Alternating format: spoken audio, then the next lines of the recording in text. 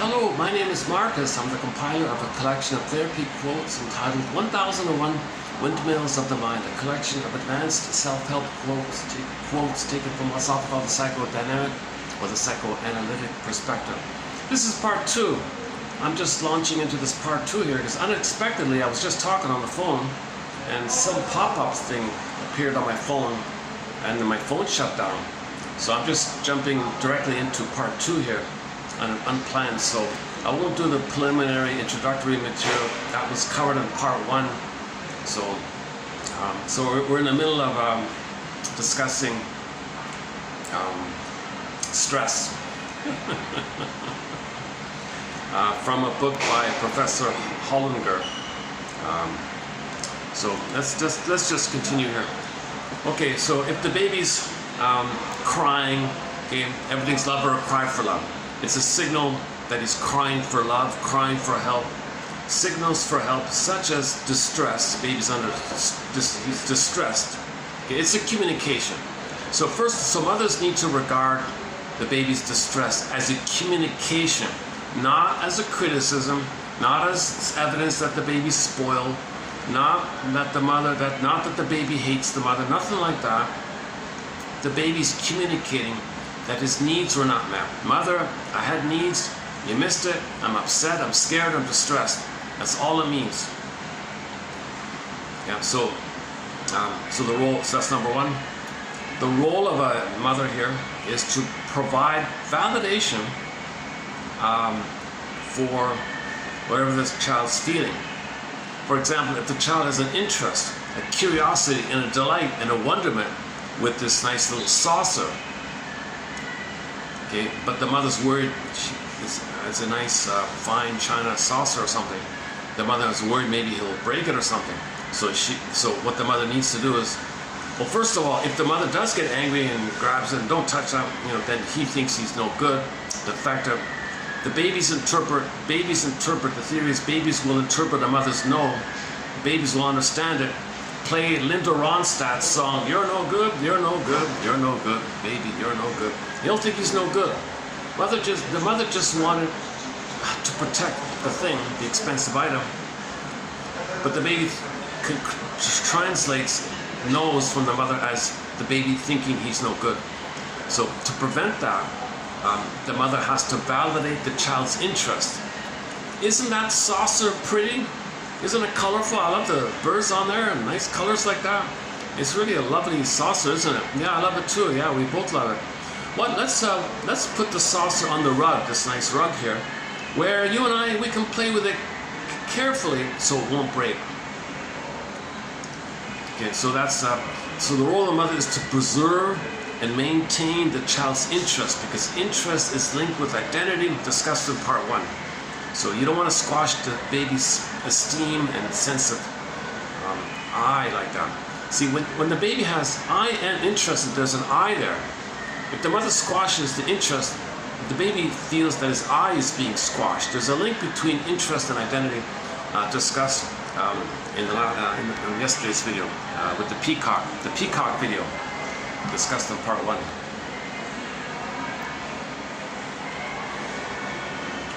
I've never had that before. I was on the phone, and I think the Wi-Fi system here popped the window. Did you want to log in or something? And my phone just shut out at the same time. Never had that before. Okay, hopefully I won't do it again now. It kind of throws off my rhythm. I was just getting into a rhythm. Where are we going here? Where are we here? Okay, so we're in the middle of reading a preview of TQ 3065 from a self-help book about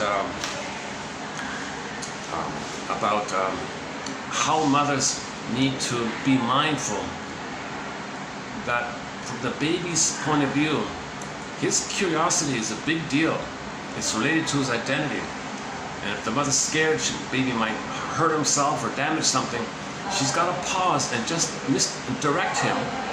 A little improv, a little creative, be a little savvy, he says. The mother's got to be savvy, figure out some kind of way to preserve the child's interest, protect the child's curiosity, and meet her need to protect the saucer.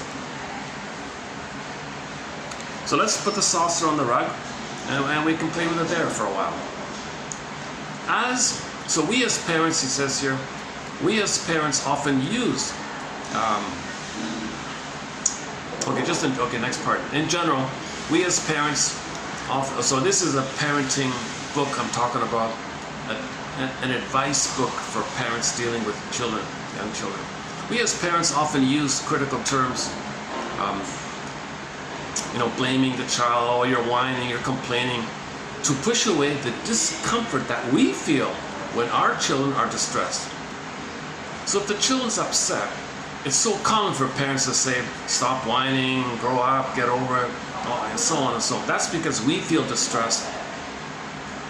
Okay, that means we feel angry. Remember stress to anger, part 1 talk about stress and anger, so they feel angry. And now you're acting out your anger with the blaming, the labeling, and criticizing. Because if he feels he's no good, he'll be sad and feel despair and withdrawal like that. So parents have a lot of power like that, right? We as parents often use critical terms to push away the discomfort that we feel when our children are distressed.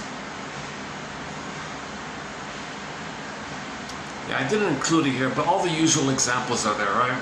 Get over it, and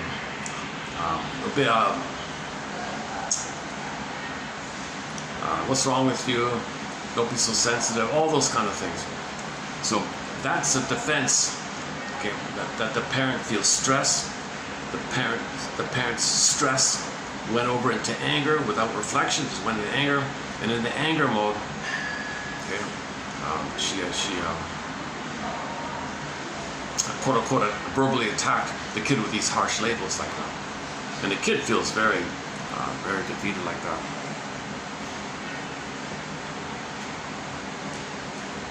Okay, for example,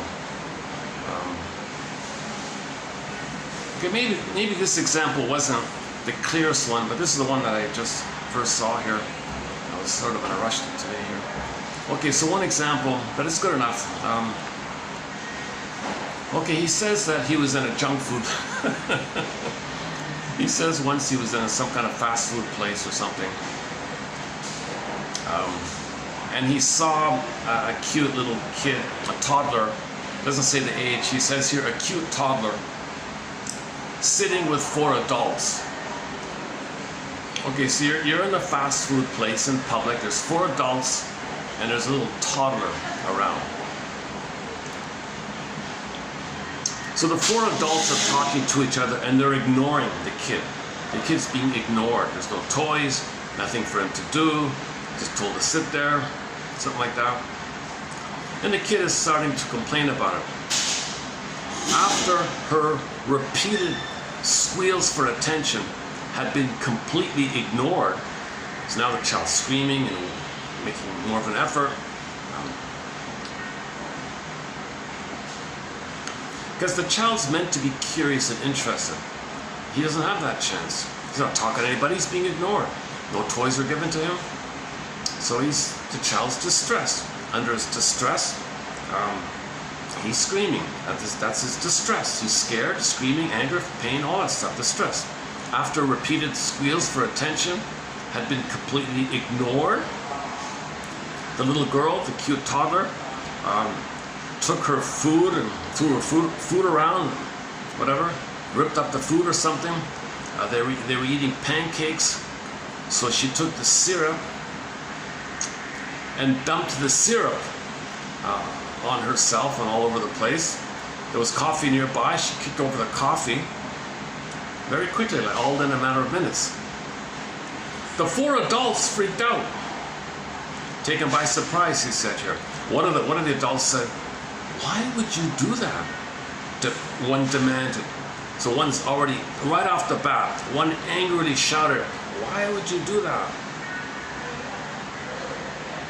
So the first response was somebody shouted in anger and demanded an answer. "Why did you do that?" Seriously? Seriously? Well, if the child could talk, she would have said maybe something along the lines of, quote, "Well, dear 4 adults here, it's because you were so rude. When I spoke up and asked for your attention, You completely ignored me. What was I supposed to do, people? But since she couldn't speak,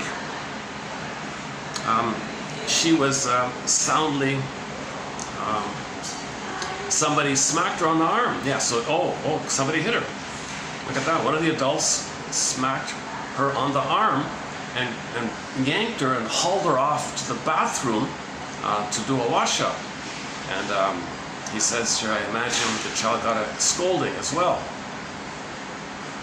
Over and over, so get back to quote here. Over and over, I have observed that when boredom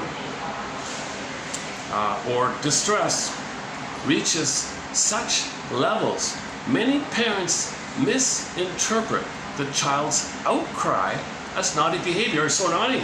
You're a bad boy. Oh my, you know, what a parents are so impulsive to jump at a label like that. The child's needs for interest and learning and curiosity are not met. He's distressed when his needs are not met. When needs are not met, you're distressed. That leads to fear and anger. Such a simple thing. F and N. Okay, F and N. In broad general terms, when a person's needs are met, they feel pleasant. When the person's needs are unmet, they're going to feel distress, unpleasant. Such a simple little link, but parents don't even think that basic little thing. They don't realize the link between feelings and needs. And that was the whole campaign of Mr. Rosenberg, the Language of Life book, a classic self-help book called NBC, Language of Life. And so his model is OFNR, O-F-N-R, observation, feelings and needs, request, OFNR, O-F-N-R. Okay, so that's his model of how to make an I statement. Something triggered you, that's the observation. It reminds you of an old fear. You identify the old fear, name what you needed back then, which you didn't get, and how you felt by it, and share that information and make a request for to check in how they're hearing it. Because a lot of people feel criticized when you share their I statement. When you share your I statement, you're not criticizing somebody. But people think, you're criticizing me? No. The agreement was 5, now it's 6. Didn't call, I waited an hour. That triggered something in me. It triggered in my childhood experiences where I was waiting and I felt scared and angry like that. And maybe there's an example like that, where there was a pattern when the people didn't follow through and I was waiting. My sister said do this and I was waiting, no explanation. My brother said do this and I was waiting, no explanation. My parents did it. It was a kind of a pattern like that. And like, for example, such and such, and I felt really angry like that. So that was a long time ago. Now you doing this little thing here, it's minor and all that, a little implied like that. It's not a scary thing too much, but it brought up all those immense old fears. I had a need for connection and family and warmth and community and affiliation and to trust my family and that I have a family, a reliable family. I had a trust for safety and connection. That's a common one, safety and connection. Children don't feel safe and connected. And then I felt scared and angry like that. So when you showed up an hour late, those feelings came up. I'm just sharing my past with you, intimacy. That's real for me. I'm not blaming you, I'm not criticizing you. I'm just describing the trigger. You showing up an hour late was a triggering thing. I'm sharing my stuff from the past, my old trauma, my old fears. It's unprocessed, it's alive in me. I want to share that with you. We're friends, right? So how are you with this my sharing? Oh, you're blaming me. Oh boy, here we go again. No, okay, I'm sorry you heard that. I'm sorry. Maybe I did say in a way, maybe there was a tinge of accusation in my tone. Maybe you picked that up. So let me try again. So maybe he can make me. Sometimes when people do make I statements, they slip in a little hostility and attack. Maybe they pick it up like that. But ideally it's a clean. You know, the I statements are meant to be clean. If it is clean, the person will say, oh, either he'll have a positive response and you know, he says he feels badly like that, I won't do it again, kind of thing. Or he'll confess why he was late, and that's usually what's going to happen. Okay, I have a confession. I feel badly. I kept you waiting for an hour because I was being passive aggressive towards you. I was expressing my anger at you for something prior in a passive way by making you wait an hour. I was angry at you. I wanted you to wait an hour for me. I was angry. Okay, I didn't know that. Could you please make an I statement about that? Because he acted out his anger. The guy who showed late never made an I statement about why he was angry. He acted out the anger by making him wait like that. So you go back and forth making I statements. That's all in the book there, called OFNR, Offner, observation, feelings, needs, request. Observation is the trigger in the present, zoops you to the past, feelings and needs, you name the needs, unmet, how you felt by it, the stress, share that, request in the present. You might say, how are you with it? Because you want to make sure that other person's triggered. Or sometimes you can say, I'd love to hear how you heard me say all this. I'd like can you share in your words what you heard me say, kind of thing? Because maybe you wanted that facilitated communication. Does he care? Is he listening? Maybe you wanted that little kind of caring witness kind of thing. Okay, so if I got it right, my showing up an hour late brought up old fears in you, where there was a pattern in your childhood where people didn't follow through and you're waiting around, you felt angry, and those kind of angry feelings came up, and that's what was brought up by my showing up late. Did I get that right? That's pretty good. Thanks, Jim. Whatever.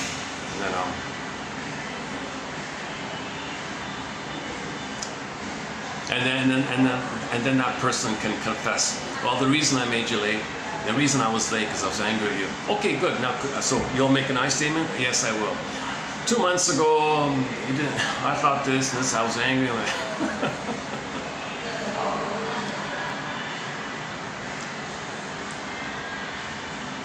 A very good version of how to make an I statement is the one done by Susan Campbell. Go to TQ 2360. You'll find an abridged version of it. She calls it the unilateral repair statement. It's a little. There's a couple extra steps in there. I like hers. If you do hers, include FNN by the NBC, put it together, and I think you got a pretty good I statement. Okay. The 101 of an I statement is: this happened. I felt this. That was a trigger of my past. Let me talk about the past a bit. Needs unmet, how I felt, let me share that. So you're making it about yourself. You're not, so when the mother shouts at the kid like that, oh, you're so sensitive, you're so stupid, what's wrong with you? She's not making an I statement. She's not making an I statement. She's not in touch with what's alive in her, what's going on within her. Boy, that's Mr. I saw in that video. Mr. Rosenberg, you can see his videos on YouTube. I heard that a couple times. When somebody is blaming someone, he said, hold the phone here. What's alive in you? Like, make it up by yourself, make an I statement. What's alive in you? Masterson addresses this concern with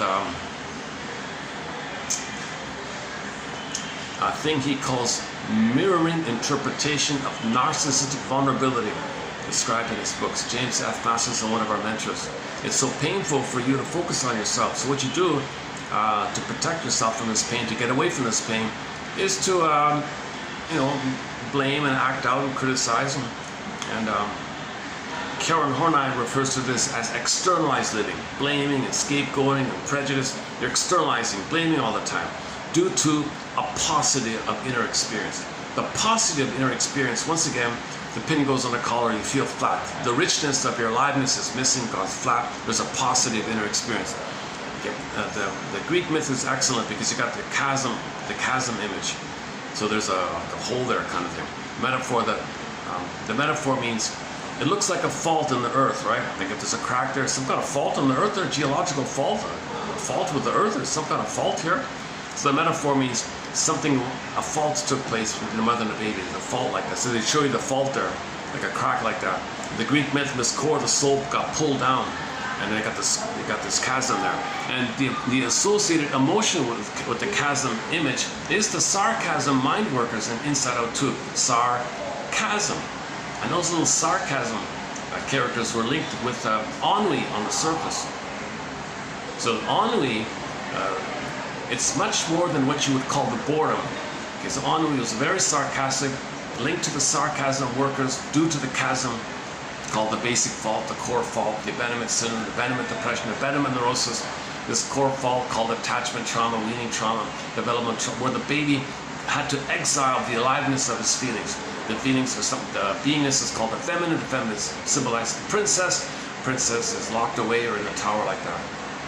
That's a positive inner experience. If you're princess, your soul, i.e. your embodiment means your soul.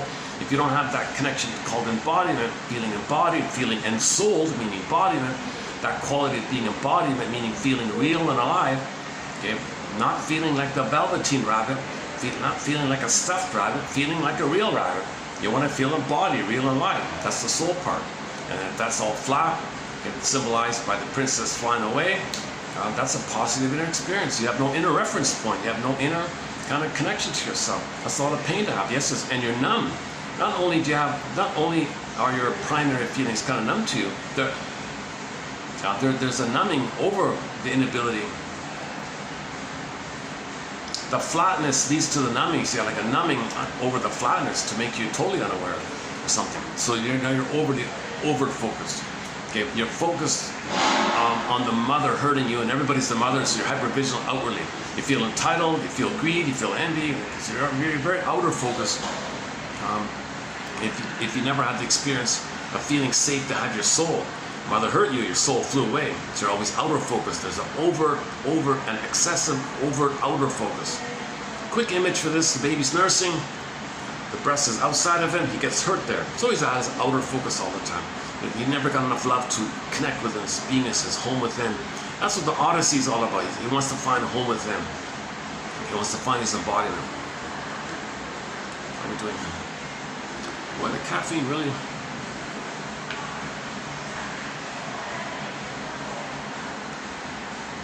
Yeah, this seems to be I found my caffeine level.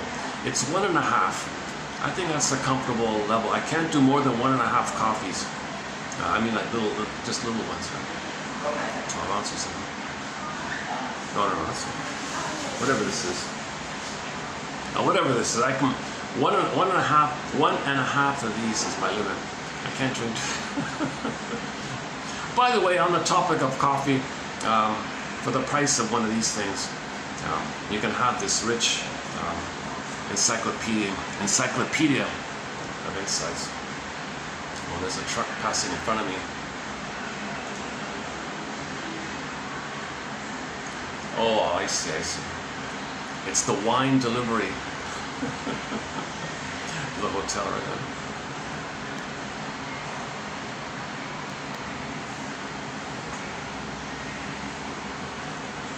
So the baby's delivering a message. The baby's delivering a message. Mother, I'm delivering a message. My cry and distress and my scream and my sadness, my fear, my anger, this is distress. That's a message. I'm delivering this message to you. Please read the message. Please interpret the message accurately. My needs are not met. Don't interpret this as me criticizing you. I'm not criticizing you. I'm not your mother who criticized you back then. I never even met your mother, for Pete's sakes.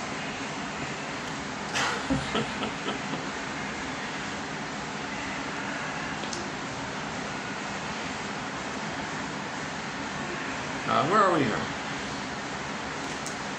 Signals for help such as distress are communications, not attacks, not evidence of being spoiled. Your role, dear women, is to provide validation for the child's feeling. For example, if he's curious about playing with the saucer, say, isn't that saucer pretty? Isn't it nice? Let's put the saucer on the rug and we'll play with it there and everything's okay. Let's enjoy the saucer. It's round and pretty colors on it. So let's enjoy it on the rug like this. We as parents often use critical terms to push away the discomfort that we feel when our children are distressed. Again, they're there now. Stop your crying, stop your whining, all that stuff.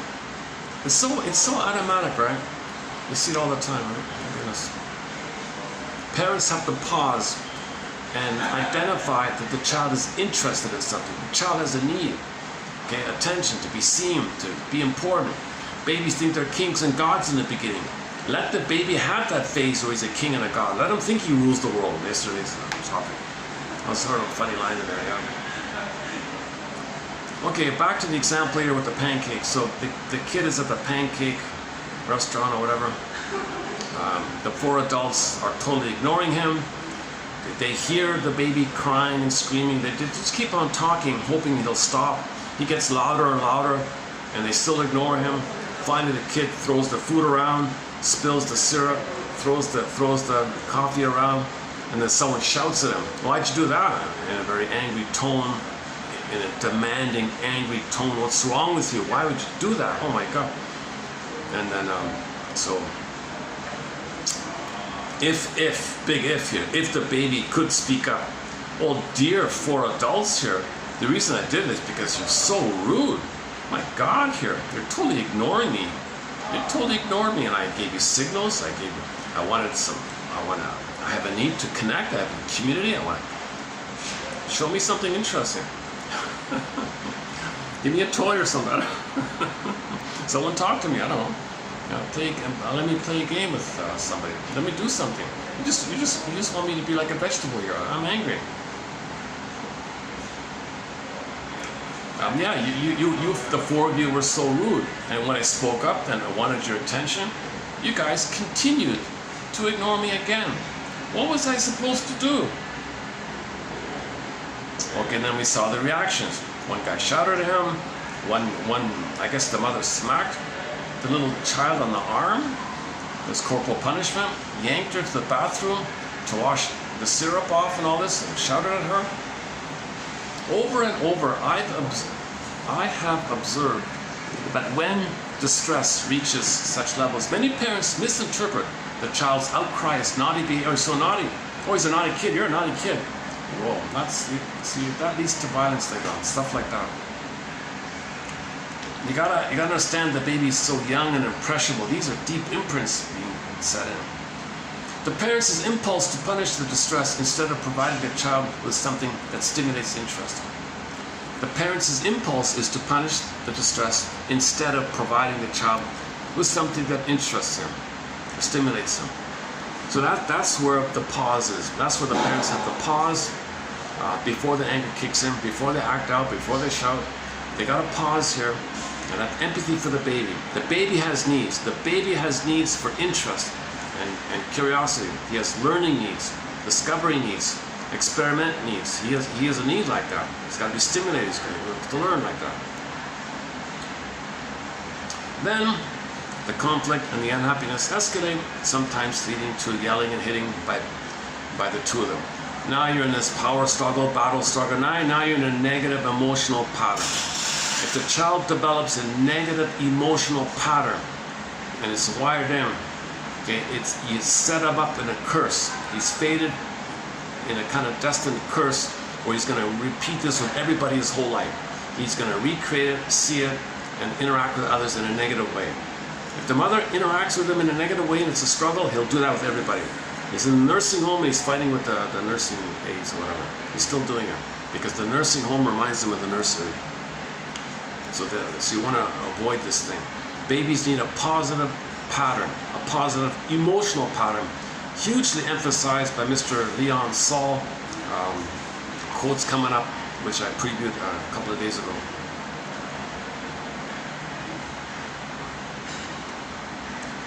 Even mild-mannered parents who don't understand signals may misinterpret fussiness. They may dismiss it as, "Oh, don't worry, my child here can't stand it when she has nothing to do." Yes. Or they demean the child by saying, "Why can't you learn to behave? You should behave. Why can't you learn?" Whoa, demeaning stuff here, shaming, demeaning things. It's amazing how much demeaning behaviors are taking place still to this day. He said in the YouTube channel, is that right? He said there's still many places around the world where corporal punishment still exists. Can you believe it? That should have been long. There's a failure, there's a huge failure. So Hollinger stepped up to the plate and wrote that book, which got translated into several languages. And I'm looking forward to reading his sequel, mentioned in part 1.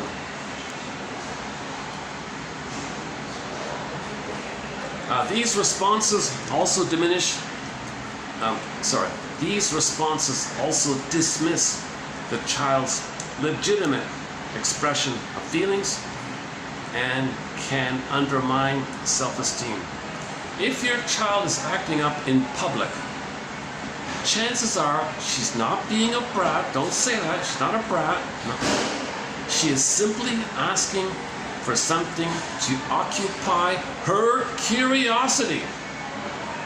Children have a need to be curious, to discover, to experiment, to learn. If that's unavailable, he might show distress, even in public. It's not being don't label him as a brat. He thinks that you're breaking his identity, like you're damaging his identity, you're damaging his soul when you do that. His embodiment, because the embodiment will go flat. And it might be a pattern like that.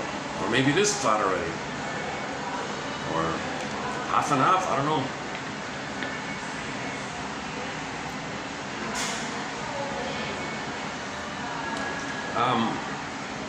So there's a public scene here. What's going on? The public scene here. The child was crying in public. Okay, the child was crying. The baby was crying in public. The mother was so embarrassed by this, by this outburst, that she couldn't address his upset, but instead began to lecture the child on how it was just there's no problem here. Anyways, big boys don't cry, right? That'll do it, right? Children don't. It's hideous for children to show emotion in public. It's hideous. Big boys don't cry. Don't cry. Get over it. What's wrong with you? And all that stuff. We hear it all the time. It's just painful even thinking that. The child looked up at his mother.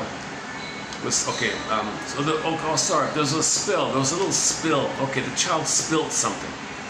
Okay, that's where it is. Pardon me. The child tripped he stubbed himself and had a little tumble. He didn't even fall down. He just like stuttered or something. He bumped into something. The child bumped into something, and he was crying or something. Now, big boys don't cry. What's wrong with you? Get over it, etc., etc. The child looked up at his mother with such a bewildered expression, reached out his arms, hoping for some consolation, and wailed even louder. The mother's discomfort increased as her child's wailing went up in volume, until finally she picked up the kid, abandoned her grocery cart and left the store. Okay, so this is another scene here. I didn't make it clear. Let me backtrack. Okay, so turn the page. So we're finished with the pancake scene. So here's another scene in the store. The kid bumped himself in the store and he's crying. He wants mother to pick him up. The mother doesn't. He gets louder and louder. The mother doesn't pick him up. No consolation, no communication. Finally, the mother is so angry. She yanks the kid in anger and runs out the store. Now, Mr. Hollander here witnessed this, he said, and he's in the store with his 5-year-old kid. Now, he already taught this information to the kid, so he turned to the kid and said, Junior, young son here, I turned to my son and said, what's wrong with that picture? And he replied with the simple clarity that at times a 5-year-old can possess, and said, she didn't get it, did she? She sure is making a lot of trouble for herself today. I believe him. Maybe he made it up, I don't know. I believe him. Why not?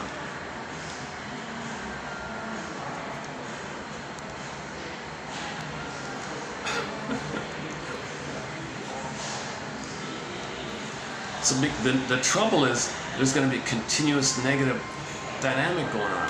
It's going to be a pattern where they're always fighting, and she doesn't understand the signal, she blames him, she tries to use more fear to control him, he lashes back in a passive-aggressive way, make her angry. The child might become passive-aggressive. If the child's not allowed to be over-aggressive, it will be passive-aggressive.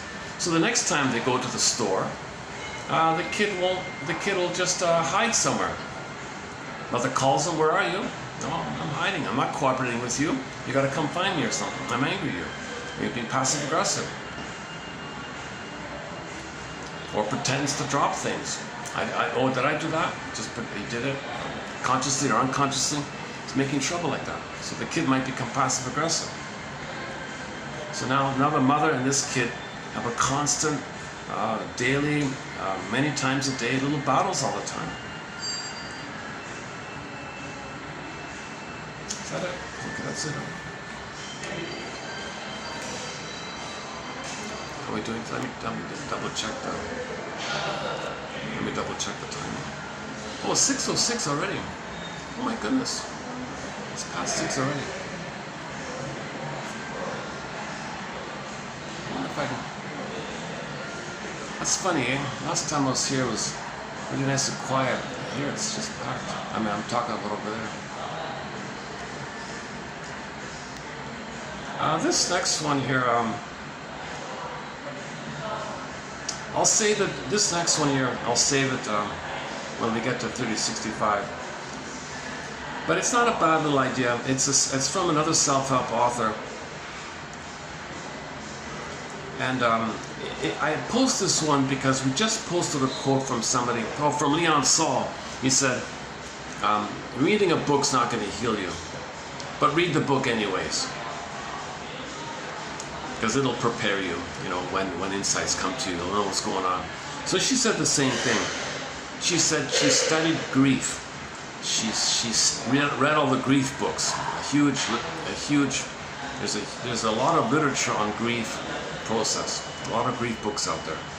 So she's read them all, studied them all, but never felt it herself, right? So she compared it to somebody who wants to visit another country. So you read the guidebooks about it. Maybe you learn the language, but you've never been there. But if you do that preliminary work of reading about the place, learning the language like that, and then when you are in that country, you're better prepared. Now you live it, but you did the preliminary work. Same idea with grief. Read psychology like that, and when you are feeling it, when you're in that land, when you're in that place, you have some preparation. That's all it is. Do it quickly here. When my mother died suddenly, my grief symptoms were intense, didn't abate over time, and quickly qualified me for PTSD. So here's a woman who says she was a grief counselor for most of her life, but never really felt it, but she studied it and helped others somehow. Even with all my education, when my mother passed away, I freaked out. She ended up in the hospital even. All the stress and the guilt, that was her fault, she was so stressed out about it. Ended up in the hospital, she said. I had spent 20 years studying and listening to others in order to become an expert on grief. The way one might become an expert on a foreign country, let's say France, for example. I knew the topography of the land, the thoughts, the emotions, the behaviors that accompany grief and loss. The rainfall over there, okay, the symptoms. Okay, so she's make a parallel between studying the country, okay, and studying grief. So she knew the topology, okay, of grief, the ideas, the theories. She knew like the rainfall in the country, the symptoms, the byproduct, and she knew about the systems, like the personal relationships. Okay, what kind of a social system there is in France. Okay, so in the grief area, the relationships. But my personal experience illuminated the fact that I didn't know what it felt like to reside there, either in France or in the grief world. So she never resided in the grief world, and she never resided in France. We filter our lived experience through our body's 5 senses. Until I lived in grief, I truly didn't know how I would feel, behave, or react. I couldn't know until I had experienced my own profound loss. Ultimately, when my parents died, I felt as though I had been kidnapped and brought to France, and the land of grief and loss against my will, rather than moving there intentionally. I wasn't truly fluent in the language yet, and didn't know my way around, but it was my home now, and I needed to adapt and learn how to survive in this foreign place. So when you begin to get to know yourself, that's like a foreign place. It's a new land, right? A new foreign place. So read what you can, okay, read the quotes, read the theories, and it prepares you when you need to live there and you have a little help like that.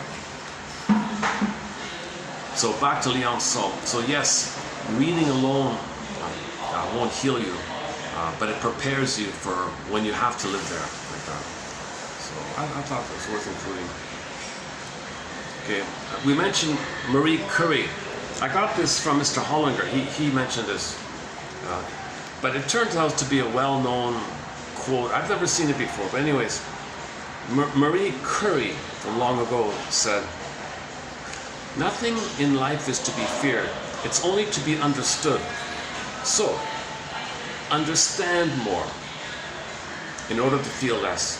Understand more to feel less. Nothing in life is to be feared. It's only to be understood.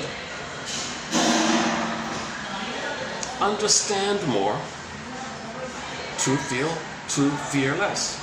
以现在的书面，因为明天是认证机会，那书面资料的部分都蛮不错的，所以没有什么太大问题。那我们跟那个安护沟通一点。Maybe I can look for the spot here. Let's just take a look across. See if I can find a spot there.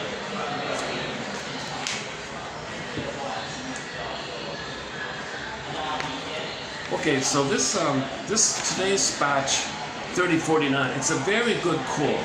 I did a preview of it maybe 2 weeks ago or something. It's really excellent, and so I thought what I would do is, since I discussed it a fair bit already, let me just let the iPhone read it out.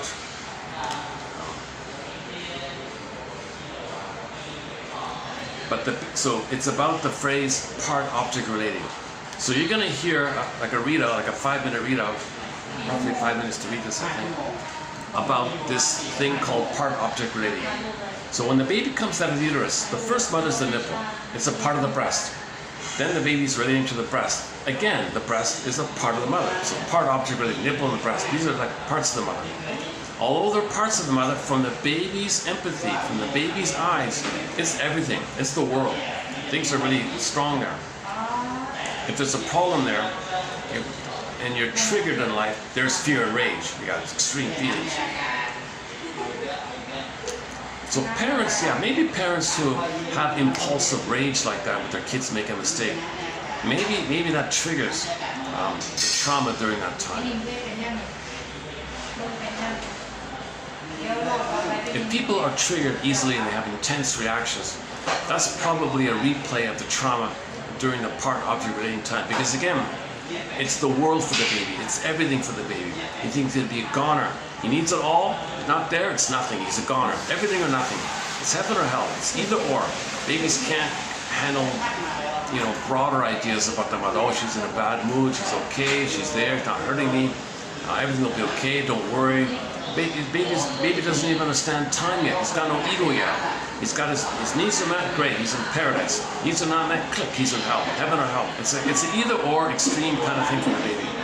This is related to the topic of the phrase part object relating. In normal development, he gets the whole object relating. Mother's a person, he's a person. That's the natural state of affairs. Anyways, okay, let's look around for another spot here.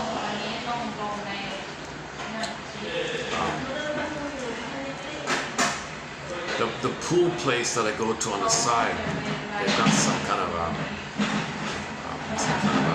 some construction, so they got it blocked off or something.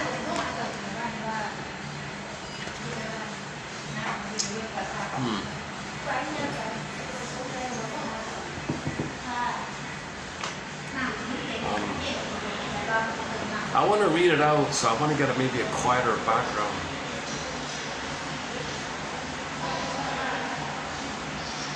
Okay, I've got an idea. Let me go to the hallway. It's quiet there. I just spent 5 minutes there. Okay, so again, you're going to hear something called part-object relating. In normal development, the baby understands the mother's a full human, full person, three-dimensional, nuanced, broader. Mother's both satisfying and frustrating, both.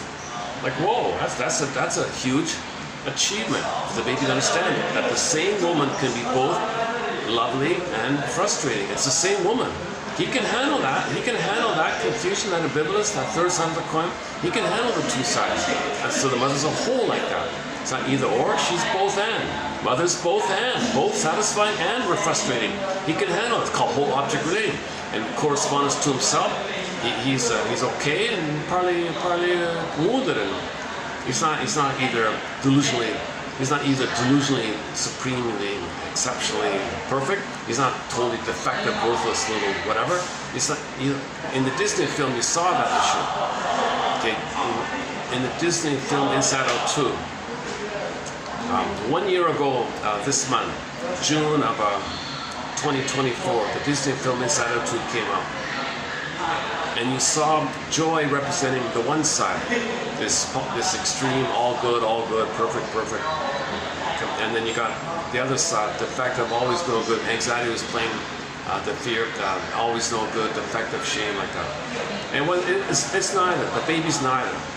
The baby's not defective. The baby's not a delusional little god. He's a little human little baby. He's a human person. He's a person, a human being. But he had ideas from the trauma in the nursery of either or. So in the conclusion was you have to find a new sense of self that's inclusive, that's three-dimensional, like a diamond approach. And you see the image like that. So you hold the tension of the opposites, and the previous delusional ideas went away, and you got a new sense of self. And she was okay, she was embodied, she relaxed, her physiology responded, she stopped sweating, she was calmer, was a better player, got the scholarship, everything's okay. Similar to the Three Faces of Eve film. Okay, when the woman went to therapy, she became Jane. When she became Jane, the previous versions of her called Eve White, Eve Black, okay, frozen child, freezing parent. Okay, in that version, she crossed over and identified with the aggressor, the critical parent, or the helpless, wounded child. So that's in the past. It's timeless, always in these flip modes. That's not the true natural state. It's a perversion following trauma. So in the healing, you only get it back to normal.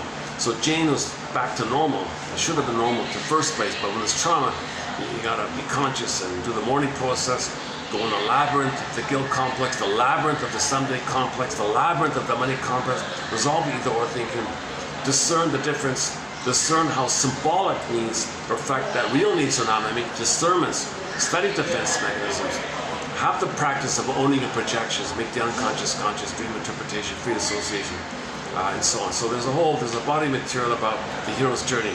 Okay, so you got to be like Perseus and reflect. Sort of discrimination, sort of discernment, reflect, discern, reflect. Theseus has the thread, the guide, okay, the Minotaur. Okay, whoa, okay, now you're facing the mother complex. You gotta parse out your emotions to mother failing you. Mother's not a monster, but you enrage, things got blended up. So you gotta do some parsing out work like that. And then it crossed over to Medusa. Medusa was pregnant. When you face the mother complex and end the mother complex, resolve the mother complex, Medusa being pregnant led to the birth of Pegasus and Chrysaor. Pegasus is your embodiment, now you're embodied.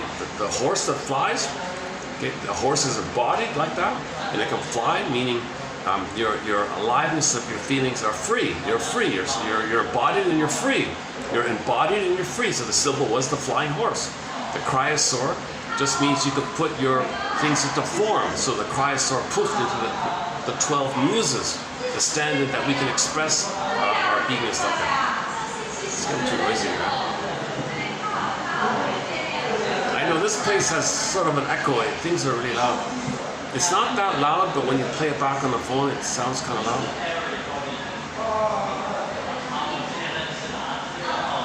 Yeah, okay, let's.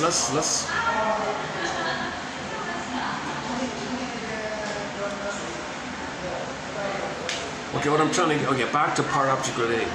So I'm just gonna play the thing. Now, I realized something. I put them all together. That's a mistake.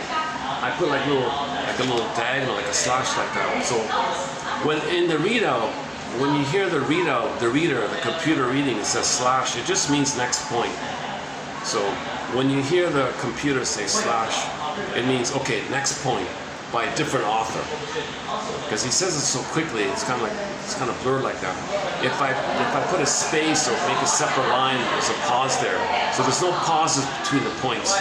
So that'll be corrected in the future.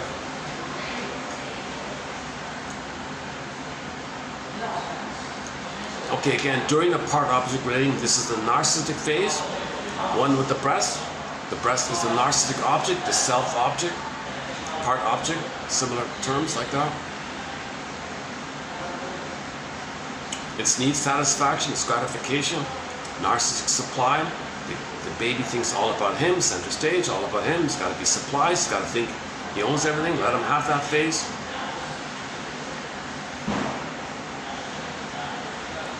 The object relations theory sort of study this kind of thing. It's meant to get to whole object relations, where the mother is seen as one woman with two sides. Not Jekyll and Hyde, like extreme opposites. She's just kind of frustrating. She's lovely and frustrating. She's a flawed human member of Homo traumicus. She does her best, she's confused, she cries for love, she does love, she cries for love, she can't love, she does love, even though she can't. It's a little confused like that. If you get to that kind of place where your mother's a wounded mortal, yesterday's one, a wounded mortal, you're in good shape. Because then you see yourself as a wounded mortal. We're all wounded mortals. We're all members of Homo traumicus.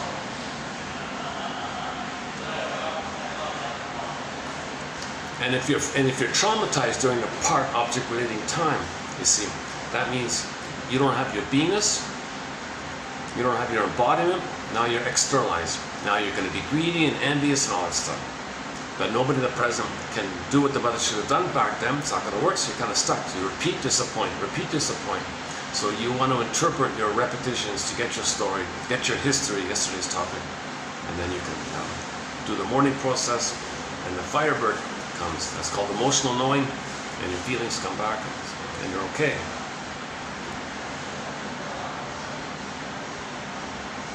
Okay, and there's just some other ones sort of in that kind of area. So let's let the iPhone read it out here.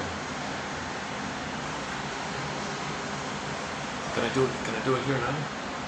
Yeah, now it's quiet, all right?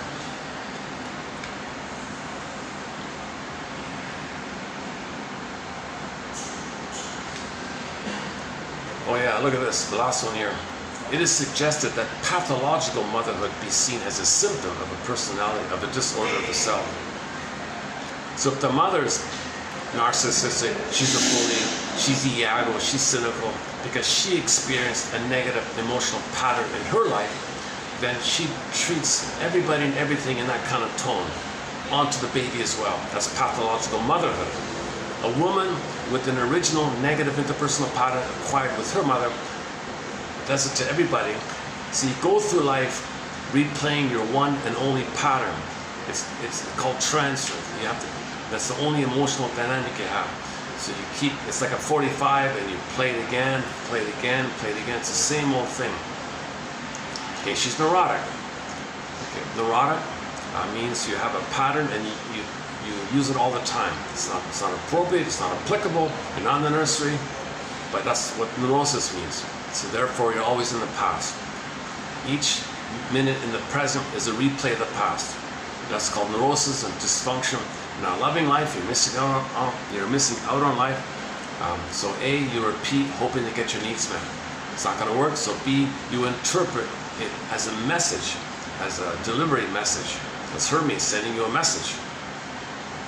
And I got a message that what you're doing is a recreation, a replay of the past. So you can know the past, get the story, get your history, not be appropriate your history. Yesterday he said appropriate your history, then you're free from it. So you could be free from your history. You could be free from this negative destiny, this negative curse, this albatross, this ghost that's haunting you all the time. You could be free from. You can emancipate yourself from mental slavery. You can emancipate yourself from this inner tyranny. You call it when you get your story. And how you get your stories, you make the inference that what you're doing is a replay of the past.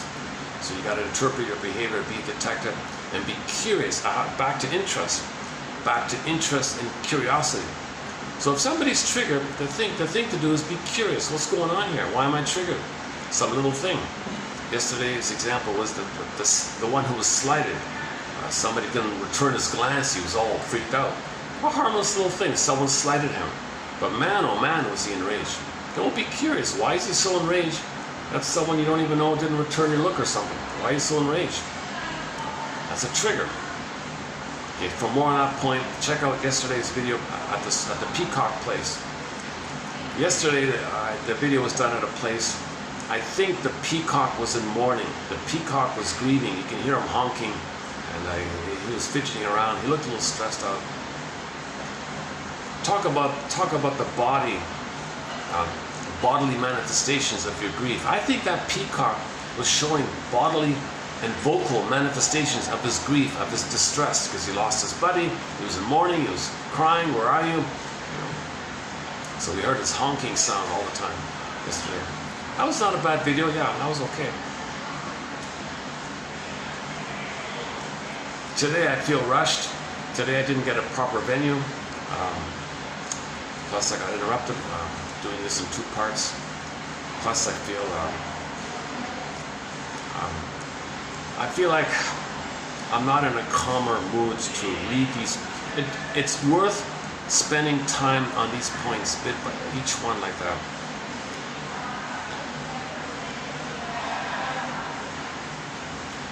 Okay, let's read. So let's do it here. It's gonna get dark here soon, anyways. Okay, so let's let the phone read it here. Let's see if I can do it this way. Let's try this. Okay, hold on a second.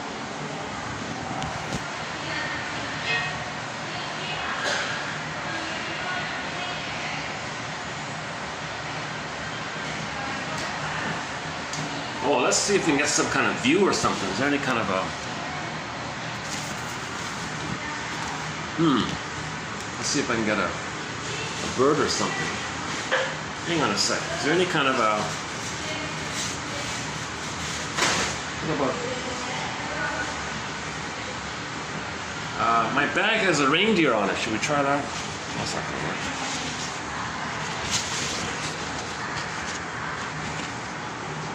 I just want to get some kind of image or something, just some kind of a picture of some kind. What if I do that? Is that going to work? That's not going to work.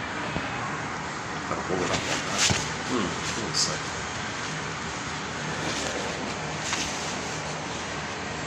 Do the reindeer one.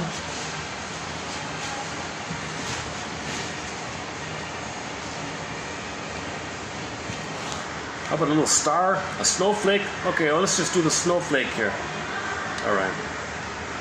Okay, what does the phrase part object mean? Here we go.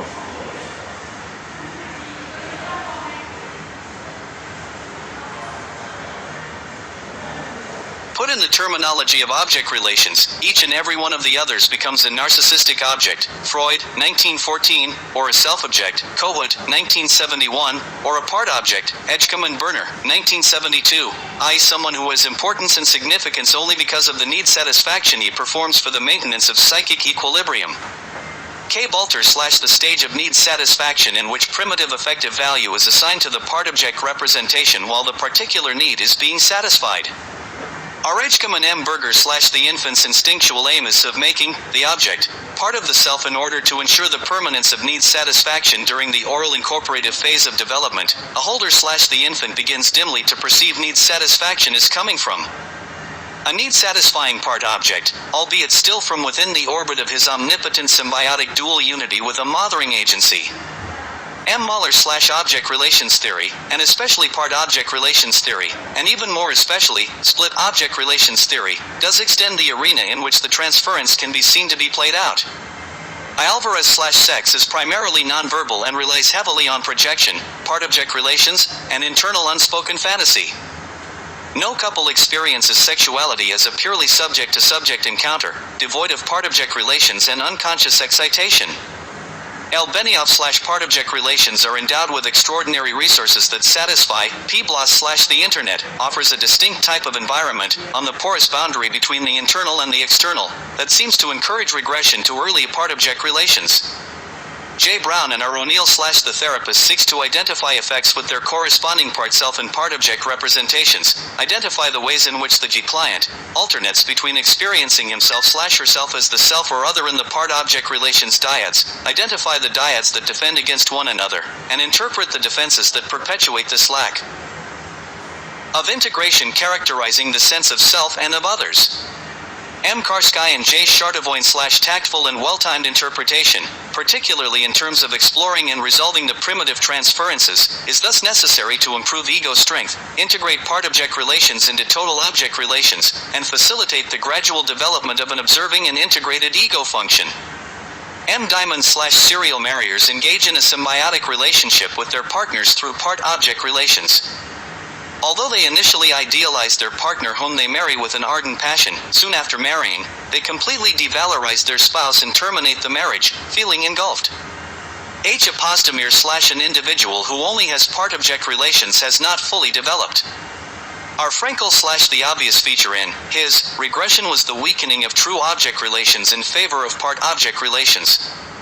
E. Glover/most Kleinians would agree that illusion is a regression to a paranoid schizoid position characterized by part-object relations and a sense of omnipotence and manic fusion. N. Glover/trauma to the attachment system helps to foster the development of part-object relations. W. Diener/since the child does not yet have a more realistic conception of objects with both good and bad properties incorporated within the same being, he is said to have part-object relations.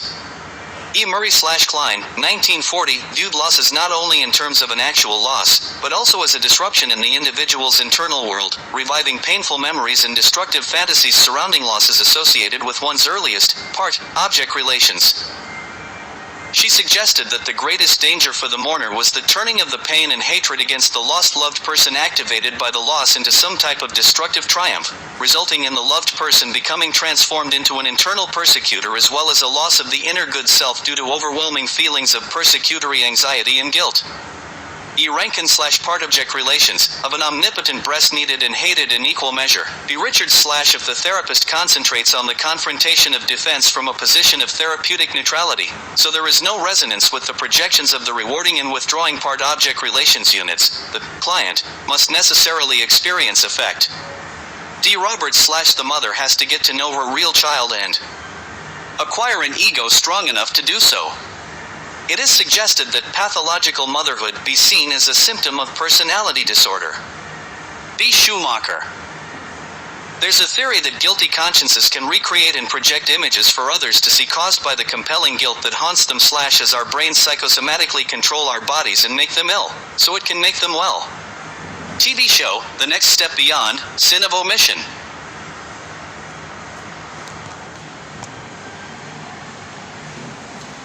Okay, so one of the key points here is that the person doesn't have their sense of beingness and embodiment if they don't address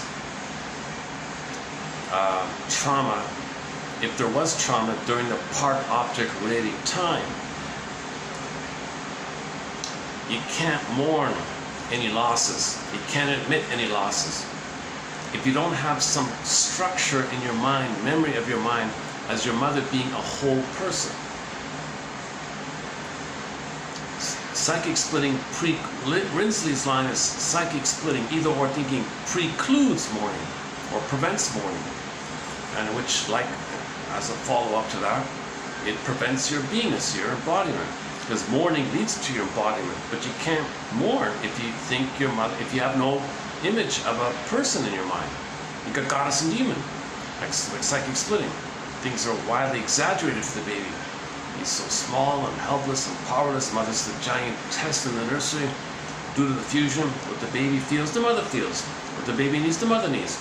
The baby's enraged, mother's enraged. The baby's hungry, mother's hungry. The baby's angry, mother's angry. You shake it all up, he ends up with the image that the mother's a devouring monster that wants to gobble her up. So the which one you mean? Take your picks. A guy with the horns, a minotaur, Medusa, you know.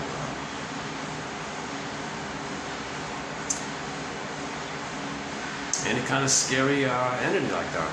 Sometimes it's a crimea because it's the mother wasn't fully developed in her humanly motherly role, so she was kind of in a survival mode. That's why the crimeas are half animal, half man like that. So the baby has a frightening image of some scary entity like that. Okay, psychic splitting. That's hell. He can't admit it.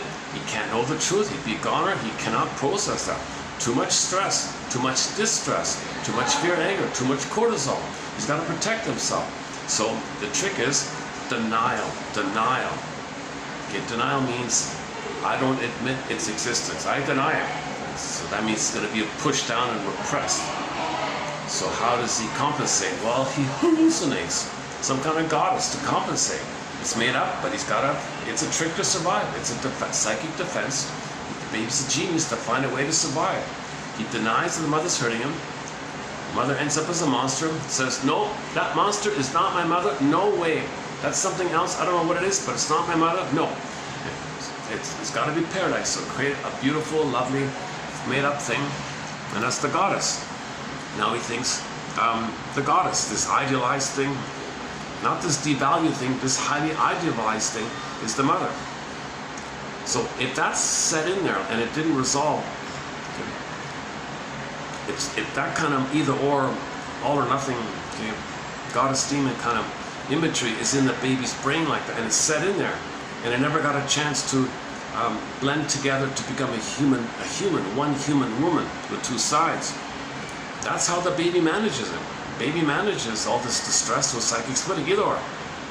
Mother's not that, mother's that. Good breast, bad breast is psychic splitting. Now, if that's, once again, if that's sort of still in there, okay, that took place during the part-object relating time. That's why things are so dramatic, because the baby's nursing, it is all or nothing. It is, the baby's highly dependent on the giant test.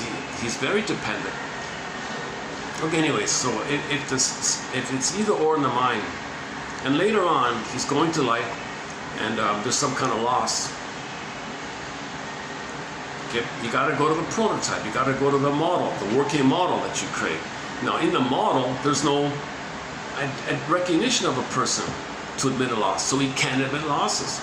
He cannot admit losses. This is called complicated grief, aggravated grief, the derailment of the grief process. Okay, it leads to pathological. I messed up. Let's start here. Almost set. Oh, I've never seen inside one of these tour vans. There's one of these luxury kind of tour vans.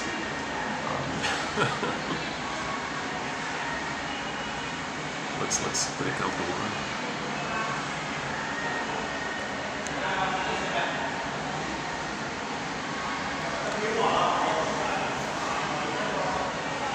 See, I learned a new phrase. It's called wandering speech. Your concentration is fragmented a bit. I don't stay on topic sometimes. I wander. I wander like that.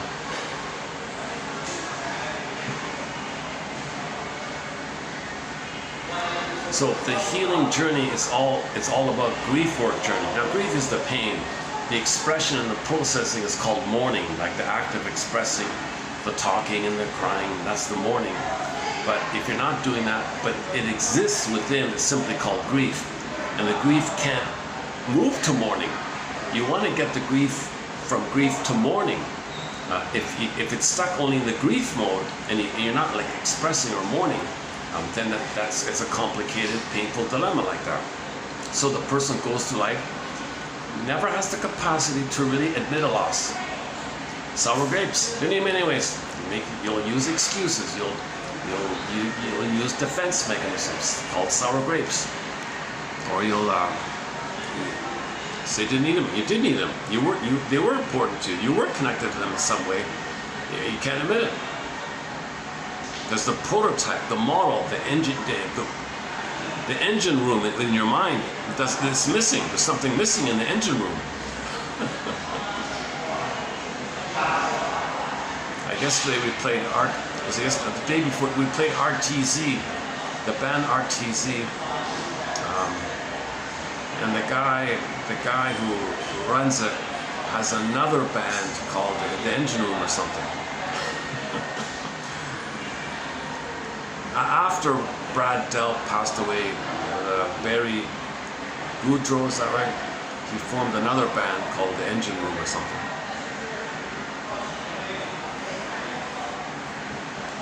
So we've got a couple of songs by RTZ on our soundtrack, Turn This Love Around, and oh yeah, we played it at the beginning, didn't we? At the opening here. Yeah, we opened up in part one at the opening, we played RTZ. And a couple of days ago we played another song of theirs called Don't Lead Me On. I think there's 3 of them on there.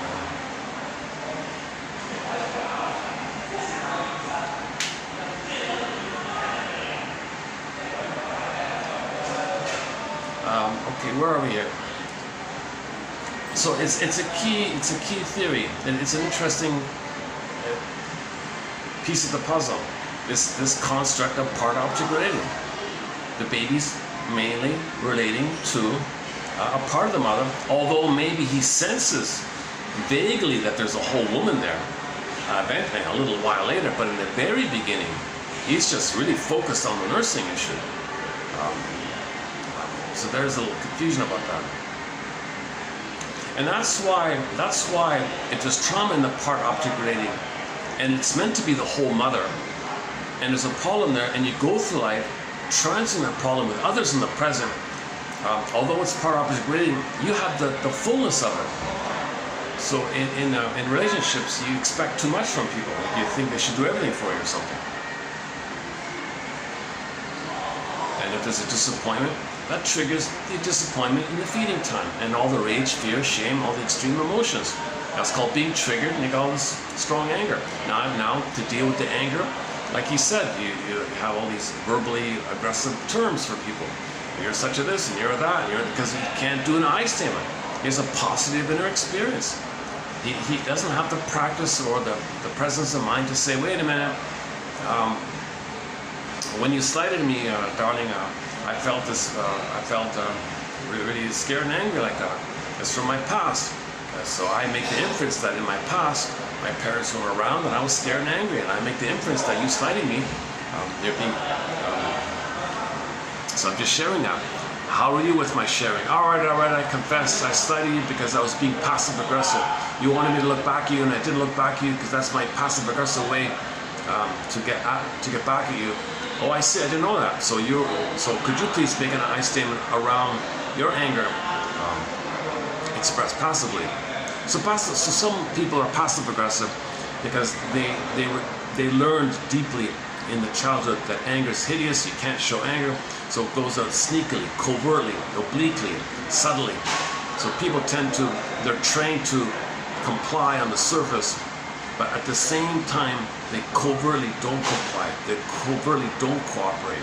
And this is done mostly by not following through, deliberate inefficiency, not doing what you want, and doing it in a way where you can't call them out on it. Because if you do, tables turn, they blame you, why are you so sensitive? Something wrong with you. This topic on passive aggressiveness was covered about a month ago. I thought we did an excellent job. It was very illuminating, mainly on the book called Angry Smile by DeLonge, in the third person. A very good book. Yeah, if you want a good book on a passive aggressive topic, I would say that's a pretty good start. Simple, easy to find, older self-help book called Angry Smile. Sugar-coated hostility. So if the wife, let's say, is being passive aggressive, it's still aggressive. But the man doesn't know or understand it, but he's angry, he's triggered. So anyways, he makes an eye statement, and then by doing that, the woman might come clean and say, all right, I was angry. But maybe she doesn't know that she was angry. So now the man, back to the man, he's got to be like a Columbo. He's got to do the Columbo thing. I'm feeling angry. I'm gonna go and think about it. See you later. Talk to you later. Oh, just one more thing. Maybe you slighted me because you were angry. Maybe a part of you was angry at my request. Maybe that's why you didn't look back or something. Just one more thing. I don't know. I'll think about it. Just one more thing. Maybe it might be helpful if you thought about this interaction. It does take two, you know.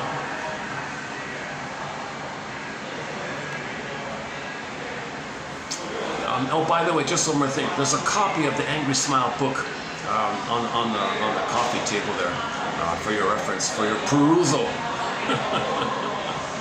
And the other book we covered was the Scott Wetzler book called The Passive Aggressive Man. There's a clip of him on YouTube, by the way, in a news program about it. How are we doing? Oh, it's getting dark already. It's probably 7 o'clock. What is it?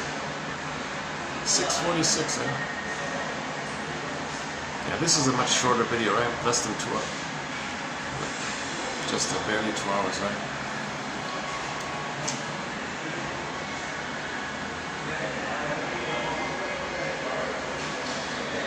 Okay, so in healing, you gotta resolve either-or thinking and get it to both-and thinking. But the either-or thinking is there because there was trauma during the part-object time. So you want to interview you want to pick up the phone and see if you can get some information from your mother about the feeding time. What was her mood like? How did it go? How was it? She won't tell you. She'll attack you for it. She's insulted. How dare you blame me? I'm the world's greatest. I'm insulted you would ask that question. Of course I did a good job. Okay. On this point,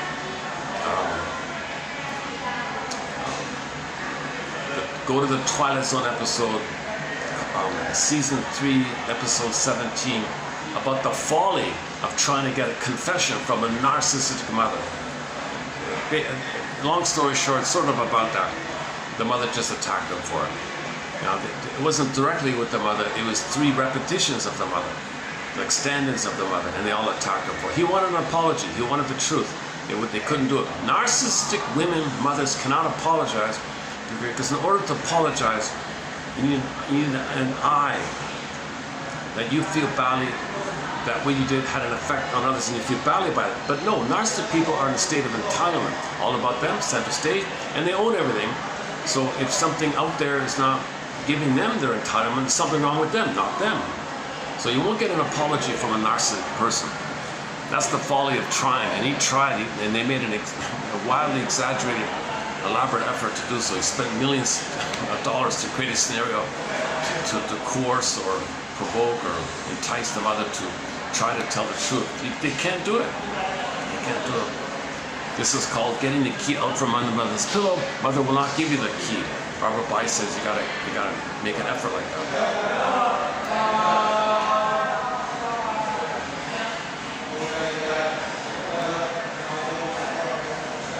So if you identify that the mother does have NPD or bully pattern, Iago pattern, stinger pattern, you're already a little prepared already to not expect any kind of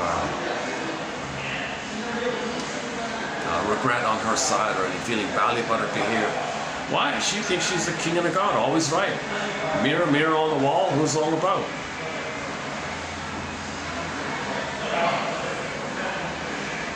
She's coming from a place of trauma at part-object relating, and everybody, Lucy Holmes says, is symbolic breast for her. She's entitled to receive, she owns everything. She's received, she can't give, she's still in receiving mode, entitlement mode. So if she hurts the kid, she's entitled to receive. It's too advanced for her to apologize. She's still entitled to receive mode.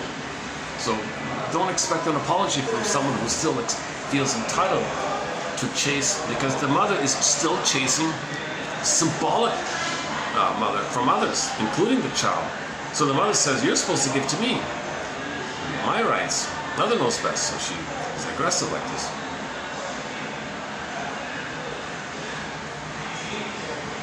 So there's a lot of, see, this issue with part-object relating, the either-or thinking, the need to resolve it in order to mourn, is related to Melanie Klein's theory about the positions. She discusses this kind of area with what she calls the earlier position called the paranoid schizoid mode of experiencing.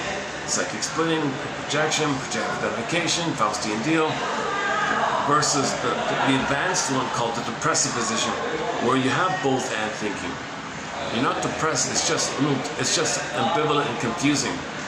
Whereas before in psychic splitting, you're all excited, manic. Like Joey was just so manic and so excited, right? And the other was so depressed all the time. In the depressive position, it's too noisy, right? Let's try the other side here. Maybe I'll find a spot. Maybe we'll get lucky on this side.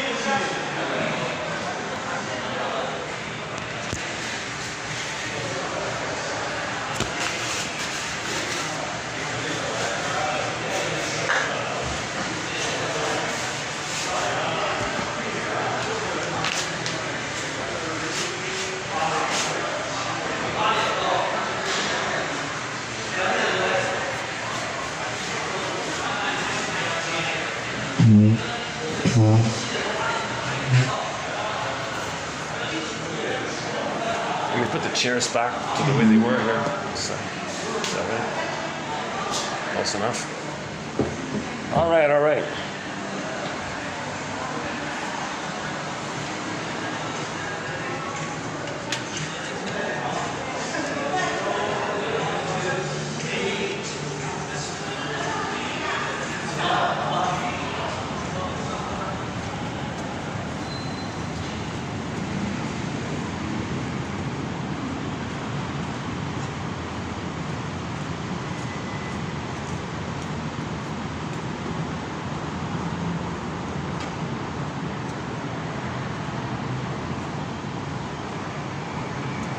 Not sure what kind of clover that's based on, or vegetable maybe.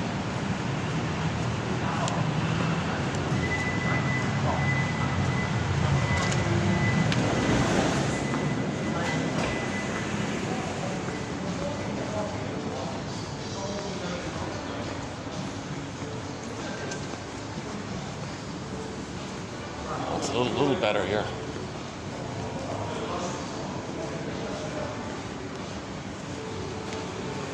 There's this spot here, not much light. Look over there. Oh, good.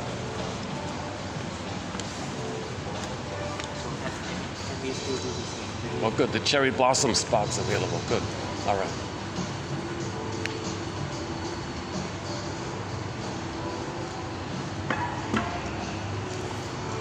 Do I get more lighting here? Is the lighting better this way? Or this way.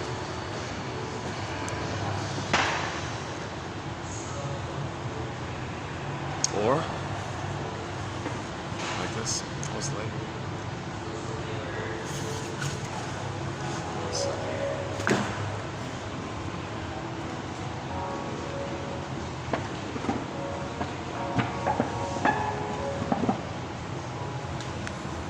How's that?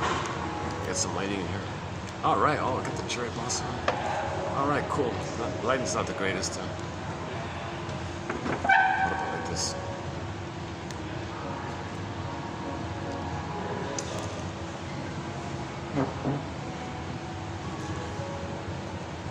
Okay, so part object relating. Okay, also known as attachment trauma. The attachment wasn't secure, so he was traumatized in that earliest time. And once again, the earliest time, it's called part object relating. Later on, he reaches whole object relating. But if he's traumatized prior to that, he never got a chance to. So don't expect a narcissistic mother to come from a place of person-to-person relating. She's just in a jungle mentality of either or thinking, entitlement and so on. Okay, why don't we, let's, all right, look at that, eh? Oh, wow, that's cool, eh? Okay. Nice to get the flowers in there.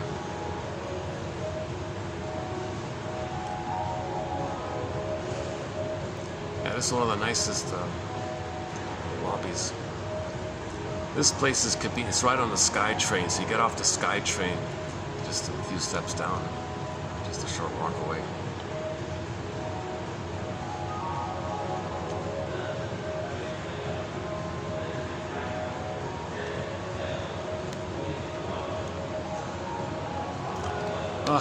Just enjoying the quiet here. It's so noisy over there, right? Hopefully you can still hear me. Should we play it again? I can change the voice. They have a male and female voice on the readout. Yeah, should we do it again? Oh, I have to set it up. Hold on a second. Or should I go through it directly? Which is better, letting the thing read it out, or hearing my anxious rambling of it?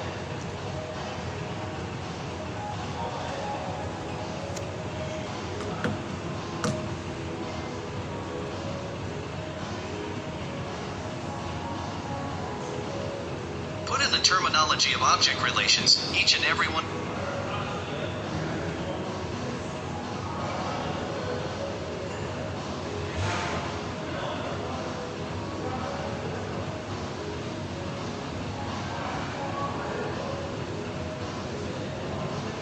Okay, we got the female queued up here.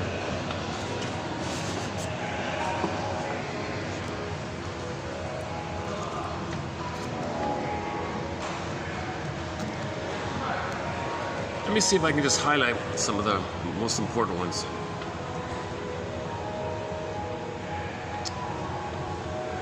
Object relations theory, and especially part object relations theory, and even more especially split part object relations theory. Okay, extends the arena in which the transference can be seen to be played out. So we transfer, but we can also transfer like aspects. I mean, so the part other, the mother,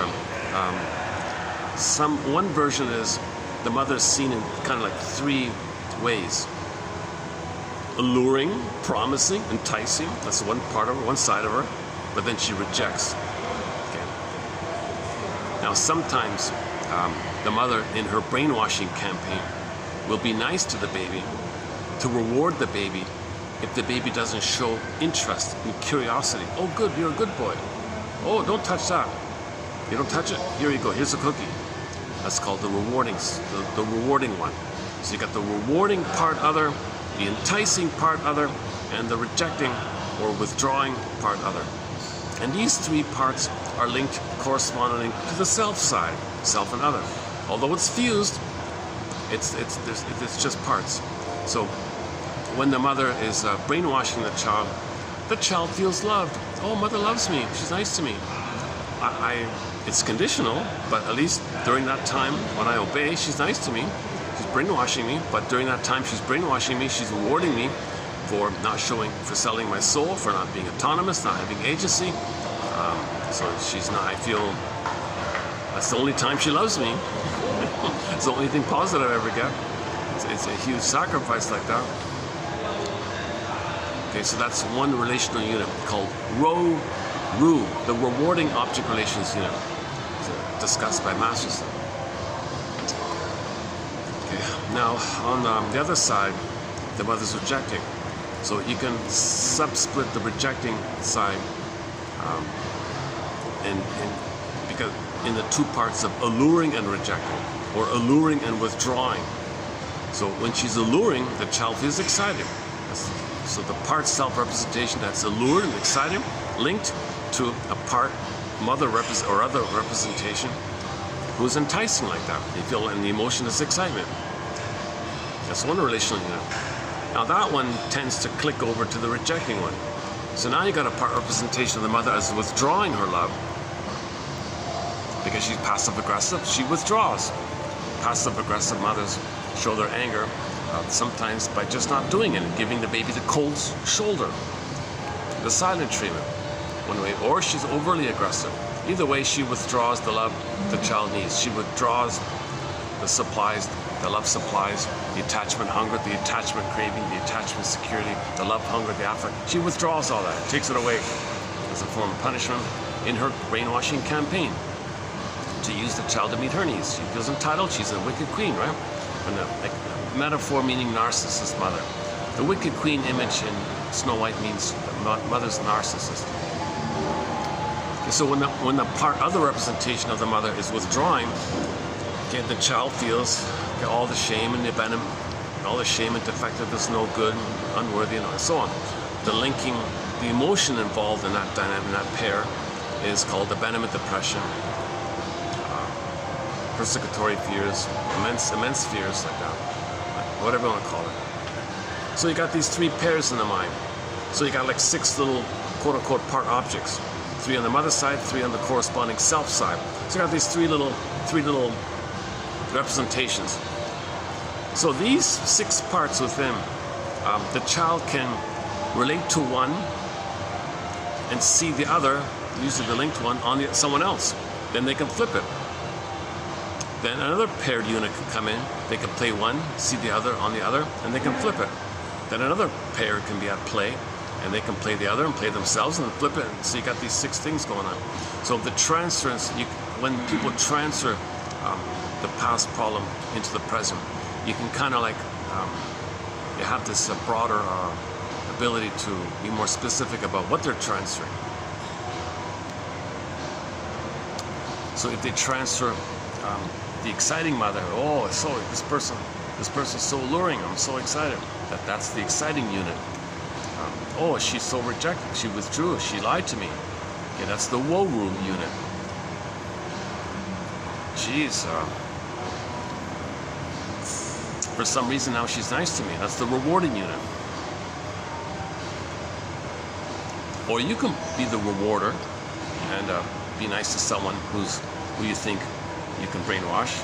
See, if you're the aggressor, if you've identified with the aggressor, you might be nice to people in your campaign thinking you can control them or something. Or you might be the allurer and then reject them.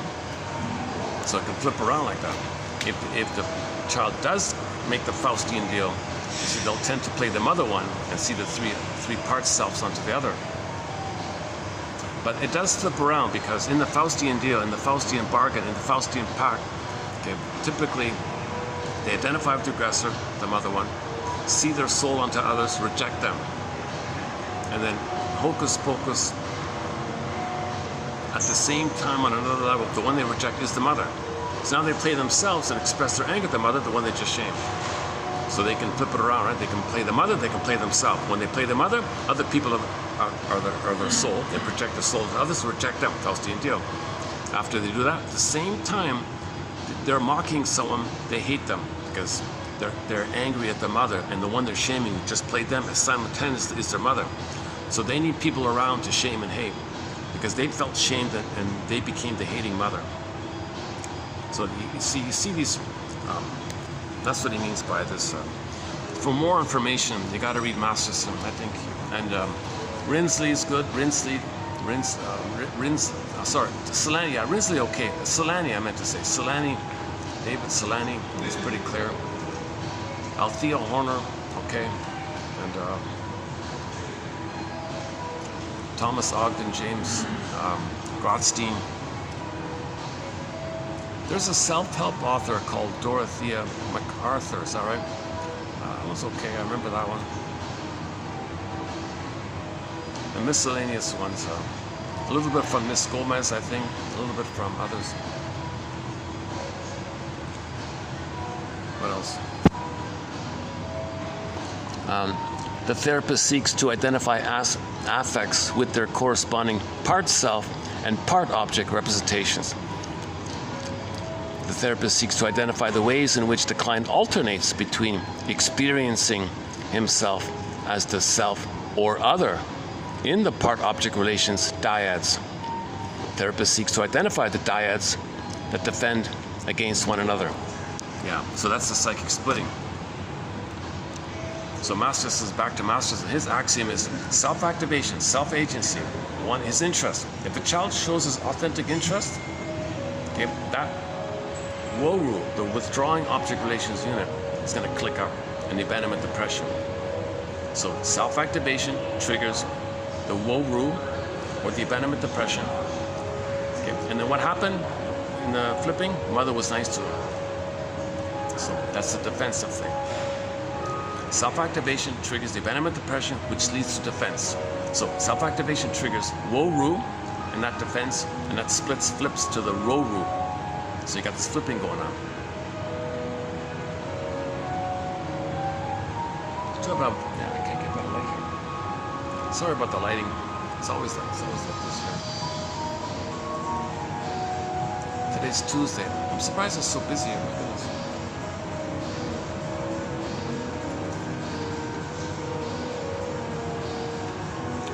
It's funny, at the Swan place yesterday it was kind of empty. Today it was a different story.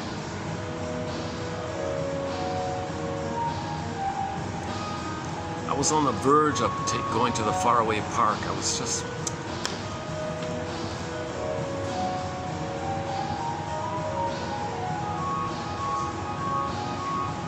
I packed everything, out all the ice, lots of drinks, because there's no AC if I go there. At the last minute, I don't know what it was, my unconscious said, oh, come on.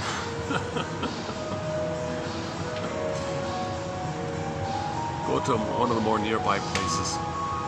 Takes almost, I don't know, 40 minutes to get there or something.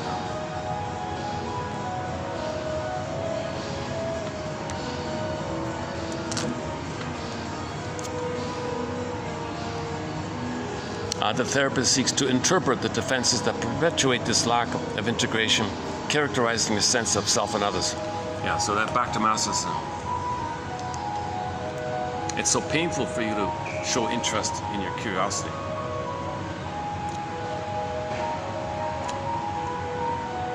Self-activation triggers the pain, the old pain coming up.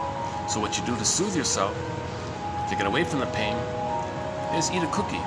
So eating the cookie is the rewarding one, the brainwashing one, right?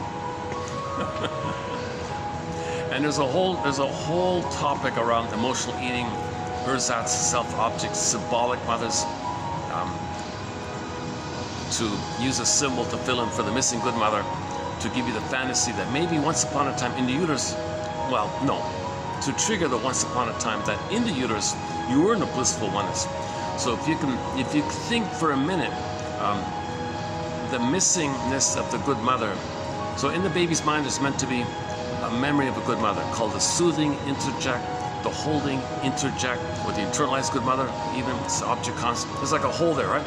So when you eat a cookie, it's a trick thing. It's called an addictive trigger mechanism, where you use the symbol of the mother, called an ersatz self-object, like a fake mother, okay, simply. So you have a fake mother to give you the fantasy, to trigger the fantasy, to trigger. It's a triggering mechanism, ATM, addictive trigger mechanism. If you think you have a mother, if you think you're one with the mother, just for a moment, it'll blip up and trigger up the time when you were one with the mother, and during that time when you were one with the mother, you're bringing up those good old day fantasies, and those fantasies have the power to release serotonin, oxytocin, the feel-good chemicals. Now you feel good. So that's how you soothe yourself. Pathological nostalgia, and it's pathological if you're dependent on it. So emotional eaters, we could say, are engaged in lifelong pathological nostalgia, bringing up the good old days in the uterus. Hence the joke, we spend the first 9 months of life trying to get out of the womb, the rest of our lives trying to get back in. Old joke.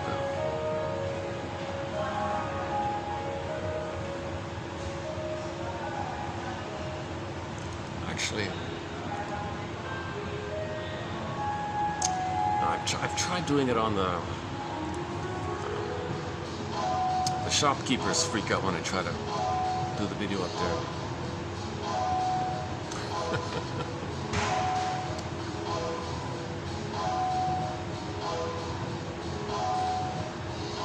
Luckily now it's okay here. That's why I was looking for. See, at the park, I've got like a whole area there that's where no one's around really, just a couple of guards or the occasional passerby kind of thing.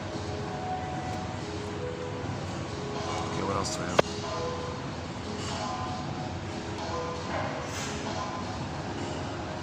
Okay, think about the serial marriers. People who are like kind of promiscuous or Don Juan or playboys and playgirls. That's all symbolic stuff. That's all part object relating pursuit. You expect too much. You didn't get the part, so you think the whole person can be the part, but from the baby's point of view, the part's the whole.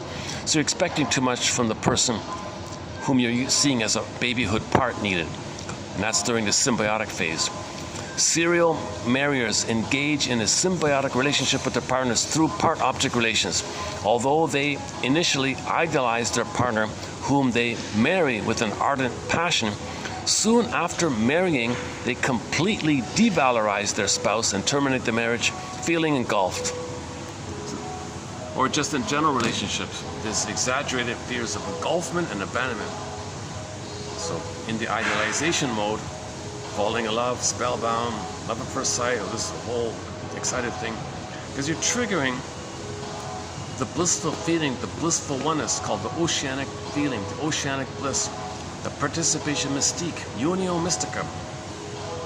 This blissful oneness feeling that the babies feel when they're one with the mother. There's a problem there, so someone reminds the mother, for a time being, you're going to flare it up. You're not even seeing the person in the present where they are. They just triggered the blissful thing in the past. So you're all excited with huge, great excitement. And then when they disappoint, whoa, you're feeling the original disappointment with your mother. It calls it de-valorization. So idealization, devaluation, or de-valorization. It's kind of like either or like that. And when you're feeling the pain, the trigger that your mother did to you, triggered by the person not being able to be your mother in the past, all those emotions you're feeling, that's from the past. You chose that person to bring up the feelings so you can know your feelings. We're looking for history, we're looking for story, so you can be free from it. If you don't know your history, if you don't know your story, you're not free from it. You're only free from the past if you know it. So we're searching for it. You search for, one way to search for it is to replay it, reenact it, find it. So find someone who's a copy of your mother, get all excited, get disappointed, okay, I'm getting my story.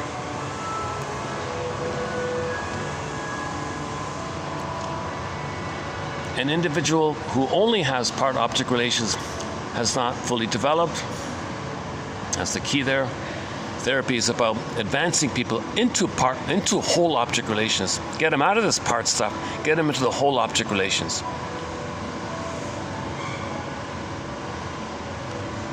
Paranoid, also known as the paranoid schizoid position, characterized by part-object relations, a sense of omnipotence and manic fusion, that's the symbiosis.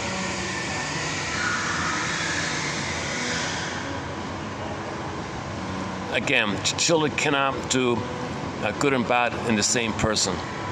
So it's split into parts to deal with it. Since the child doesn't yet have a more realistic conception of objects with both good and bad properties incorporated into the same being, he is said to have part-object relations. Yeah, okay, that's pretty clear. Okay, and sort of others are sort of in that area.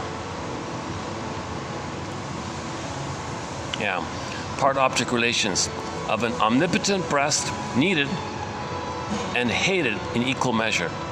Look at that, needed and hated in equal measure. You immensely need him and hated immense in equal measure. Yeah.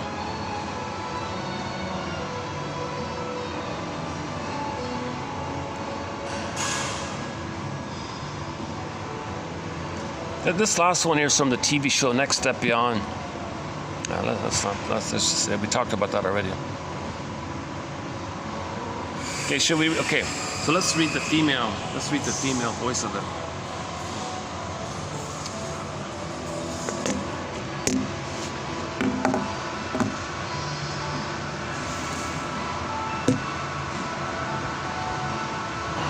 Put in the terminology of object relations.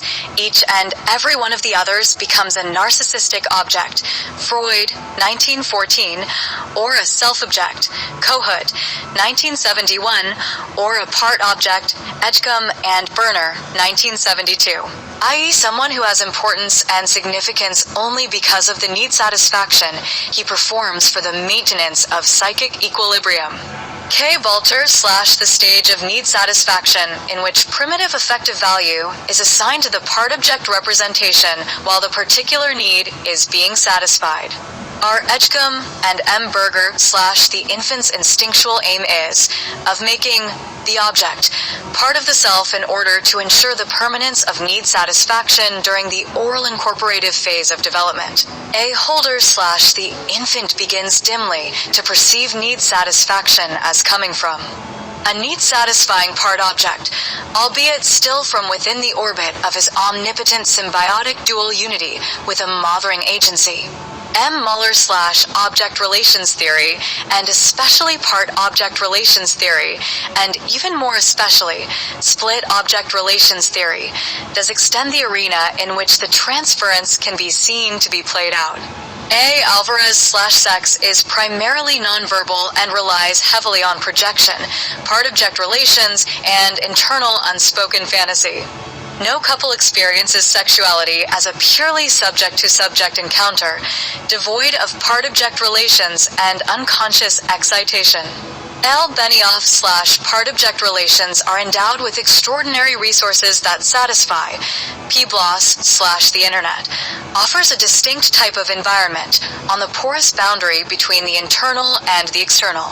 That seems to encourage regression to early part-object relations. J. Brown and R. O'Neill / the therapist seeks to identify effects with their corresponding part-self and part-object representations, identify the ways in which the client alternates between experiencing himself / herself as the self or other in the part-object relations dyads, identify the dyads that defend against one another, and interpret the defenses that perpetuate this lack.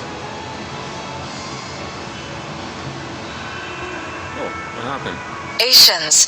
J. Brown and R. O'Neill / the therapist seeks to identify effects with their corresponding part-self and part-object representations, identify the ways in which the client alternates between experiencing himself / herself as the self or other in the part-object relations dyads, identify the dyads that defend against one another, and interpret the defenses that perpetuate this lack of integration, characterizing the sense of self and of others. M. Carsky and J Chardavoyne / tactful and well-timed interpretation, particularly in terms of exploring and resolving the primitive transferences, is thus necessary to improve ego strength, integrate part-object relations into total object relations, and facilitate the gradual development of an observing and integrated ego function. M. Diamond / serial marriers engage in a symbiotic relationship with their partners through part-object relations. Although they initially idealize their partner whom they marry with an ardent passion, soon after marrying, they completely de-valorize their spouse and terminate the marriage, feeling engulfed. H. A postamere / an individual who only has part-object relations has not fully developed. Our Frankel / the obvious feature in his regression was the weakening of true object relations in favor of part-object relations. E. Glover / most Kleinians would agree that illusion is a regression to a paranoid schizoid position characterized by part-object relations and a sense of omnipotence and manic fusion. N. Glover / trauma to the attachment system helps to foster the development of part-object relations.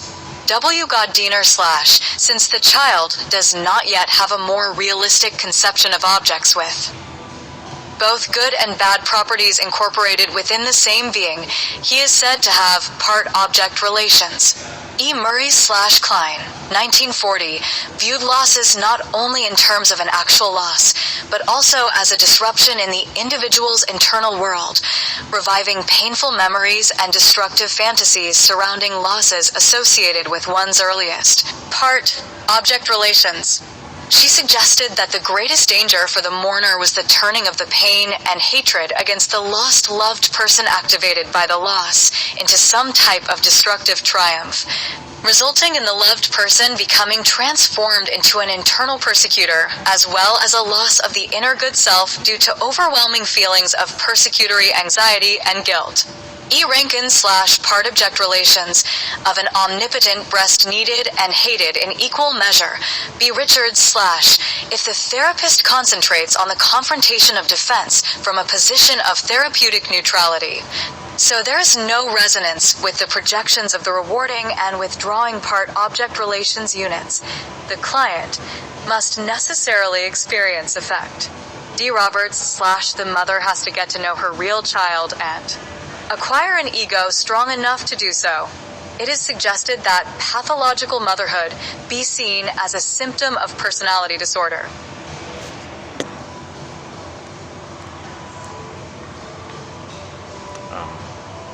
Hold on a sec. Let me change my spot here. Hold on a sec.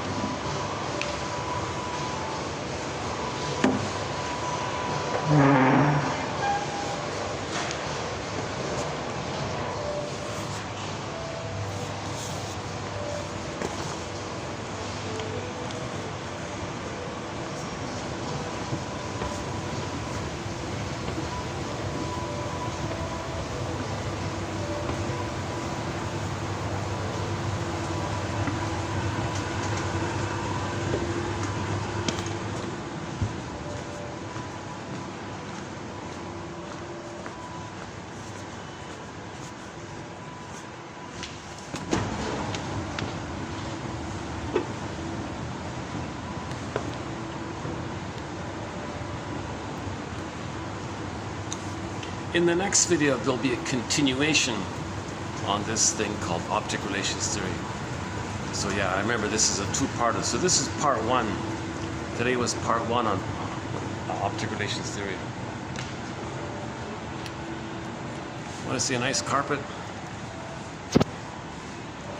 Unfortunately, the salesman's probably going to jump out at me.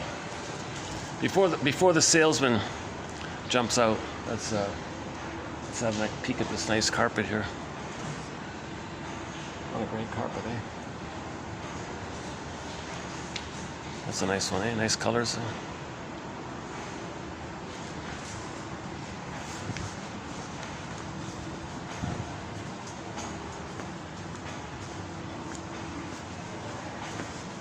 Oh, maybe I could just sit here.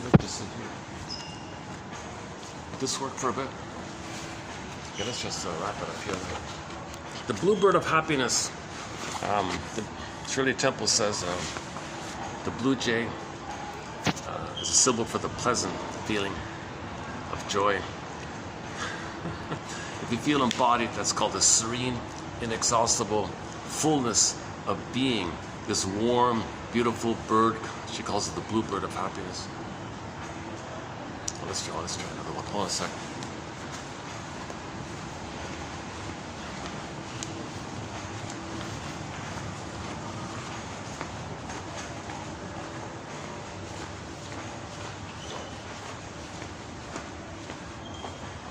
Okay, this is about one now.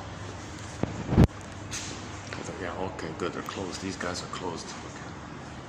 Okay, I think I can. Let's wrap this up in 2 or 3 minutes here. Yeah. Oh, look at that. My phone. I accidentally turned it back on. Which do you prefer, the female voice or the male one? They're both very good, aren't they? Where is it? Significance only because of the need satisfaction he performs for the maintenance of psychic equilibrium. K. Balter / the stage of need satisfaction, in which primitive affective value is a symbol. Forgive psychology for its jargon. Please just forgive it, says Robert Bly. Object relations theory is the study of the internalization of interpersonal relationships. baby has an interpersonal, emotional relationship. It's going to be internalized.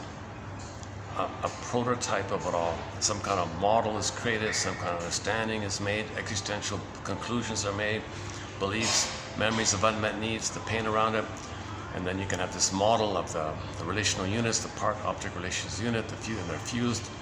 My goodness. So in the healing journey, you want things, the part of the mother, those three parts mentioned earlier, you want them like one is whole, and that corresponds to the self.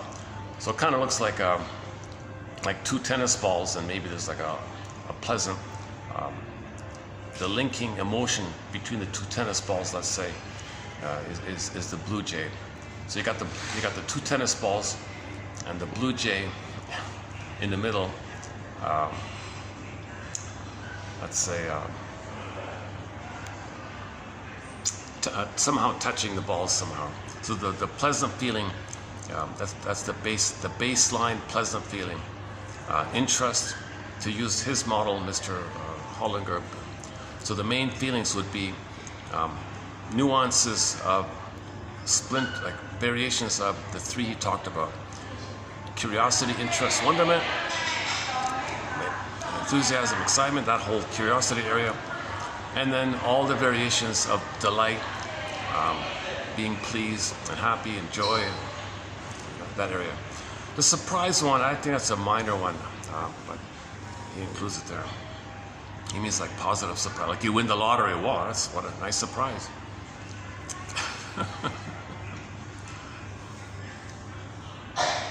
So that's one person calls it the healthy polarity. You got pleasant feeling within, and you see, so you're a person because of that, and other people are people. So love for self, love for others, Ubuntu. Your humanity, their humanity. We find our humanity in each other's woundedness and humanness. We find each other's humanity. We find our humanity in each other's humanness. They're wounded, we're wounded. We're both members of the same traumatized family, big massive family. We're all traumatized, homo traumacus. Reality check here, right? So we got the whole story about how only one hominid grew the cortex. That was us, 200,000 years ago, according to the science fiction film Forbidden Planet. And then roughly 10,000 years ago, we became a traumatized version of ourselves. That's not our natural place. We're in a traumatized place. So the dysfunction you see outwardly is a reflection of the dysfunction created from the trauma within, as above, so below. So heal within, and the outer world will reflect that. Dysfunction in the outer world, sociological, historical, okay, that's a reflection of the trauma in our psychology. And the sociological creates the psychology, and the psychology creates the sociological, and there's a back and forth like that. So yesterday's conclusion was this: how do we study? So psychoanalysis offers some kind of bridge between the different disciplines.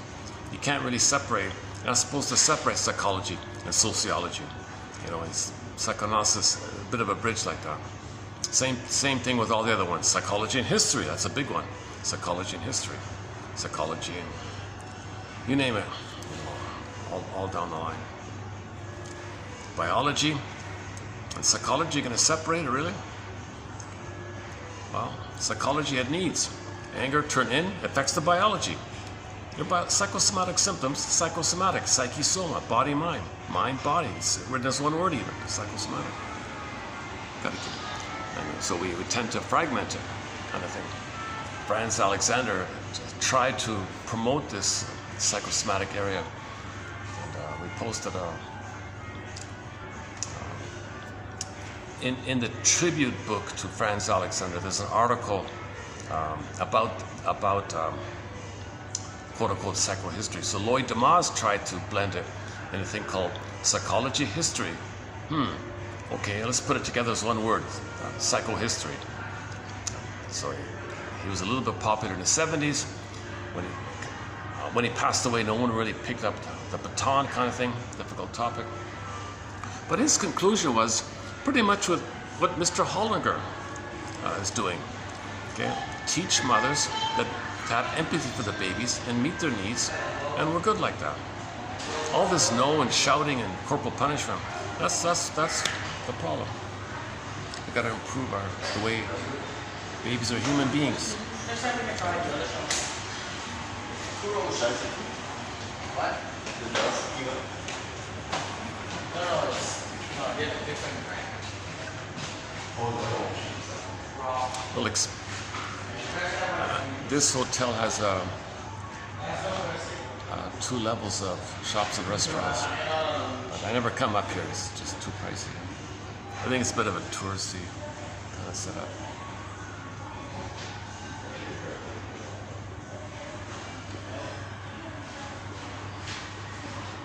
Some of these beauty kind of places are here.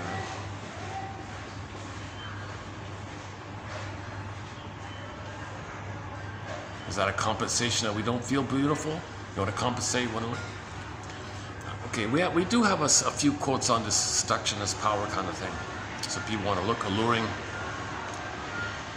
That's a sense of power. And one quote recently was, women do automatically have a lot of power because all baby boys and girls imprint onto the mother. And if the mother's painful, the imprint is increased. The emotional contagion effect increases the imprinting phenomena. So all men, when they see a woman, there's an imprinting that the woman is a mother. So women know this. Women know they have that kind of power like that to trigger the imprint that all men have with their mothers. A woman reminds you of the mother. So that's why women have so much power like that. So I don't know why they bother with wanting to have even more power. They got enough already. They have enough. They have a lot already, it seems. Men are always chasing, fascinated with women. Part of it is the imprinting to the mother. The problem with the mother, mother, they're all excited. So why do women want to amp that up, kind of thing?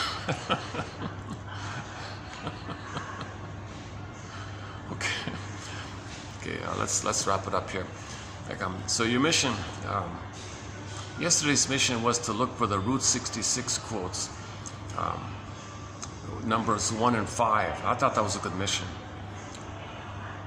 How about today? Let's do an easy one. Okay, submit it for your approval. Should you choose to accept it?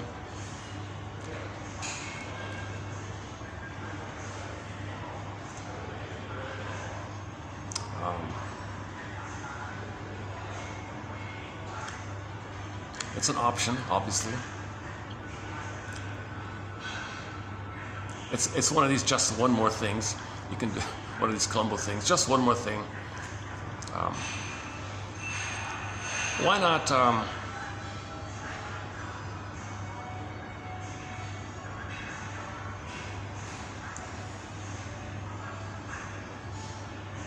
Why not think about how a mother can meet her needs and meet the baby's needs? How can she facilitate the two needs being met? The baby's need for curiosity and interest, and the mother's need for safety and order and all that.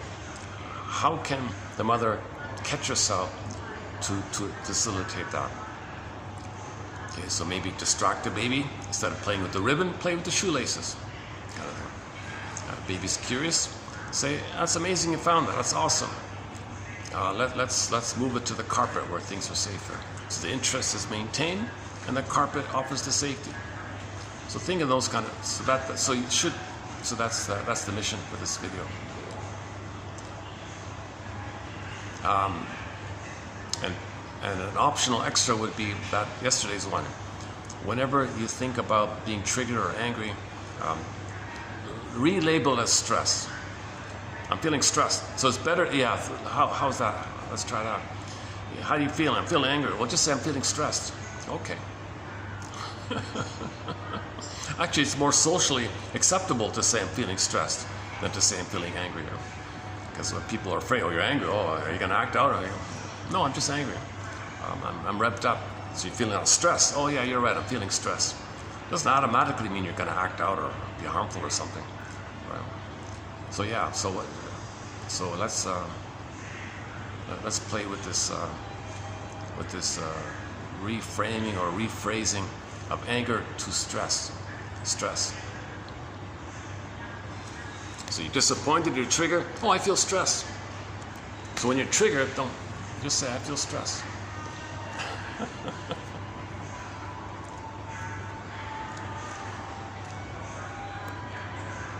I'm not sure if the new album coming out by Pavlov's Dog, the classic rock band Pavlov's Dog, I'd love to play their songs, but it's all copyrighted.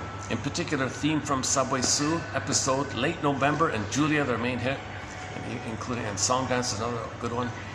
They have a new album coming out in December of this year called Wonderlust. Now, I don't know if there's a song called Wonderlust as well to go with it. I'm assuming there is. So I'm really curious to see that if there is a song called Wonderlust, what the lyrics are.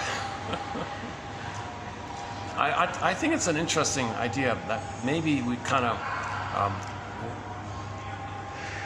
it's a conscious idea in comparison to wanderlust. Oh, wander, okay, that's okay. Well, let's wonder about wander. Let's wonder about our wandering. Our wandering implies searching. Well, let's wonder, what are we searching for? Let's have a wanderlust, a curiosity lust, an interest, joy of learning lust, a love of learning, because that links to your identity. And when you have your identity, you can have your feelings. And Kristen Wilson says, once you have your feelings, okay, things are way, way better when we have our feelings. The problem is that we're in pain because we lost our feelings. So we want to get back our feelings. Wide range of feelings, needed feelings, appropriate feelings, aliveness of feelings, aliveness of affect, feeling embodied, real and alive. On that note, let's wrap it up here. So thanks very much.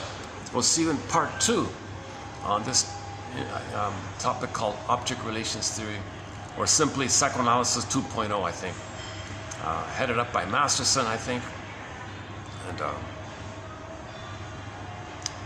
the name most associated with object relations theory is Fairbairn and Mr. We have no quotes, so I think we have one quote from Kernberg. He seems to get quoted a lot. I have a hard time reading his. He's just so. Oh my God, he's just so. It's just broad, intense, glittering generality jargon. Like it's just. I wish he could write more like Mr. Hollinger. If Otto Kernberg could write like Paul C. Hollinger, oh man, that'd be awesome. The closest thing we have to it is Masterson. He writes more clearly. Althea Horner is good in there. Solani's pretty good in there.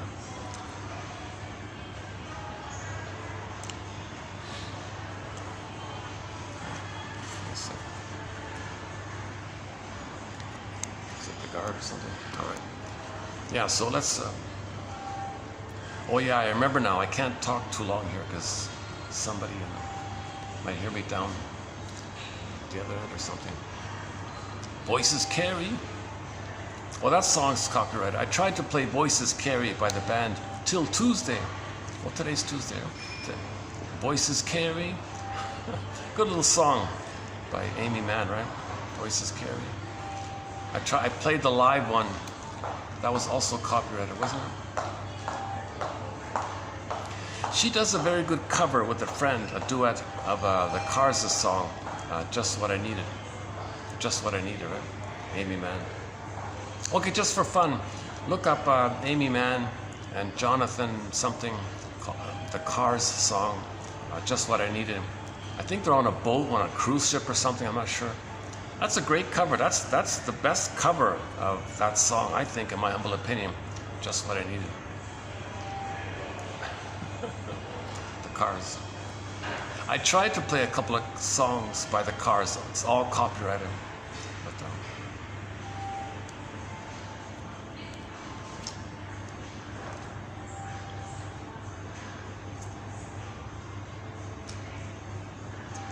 Katie Lee's songs, I can play Katie Lee's songs, yeah. They get through. It's. I don't have to trim it out. It says copyrighted, but I can keep it in the video. Katie Lee. So once again, we now have 5 songs by Katie Lee, as mentioned in part 1. If you want a list of them, check out part 1.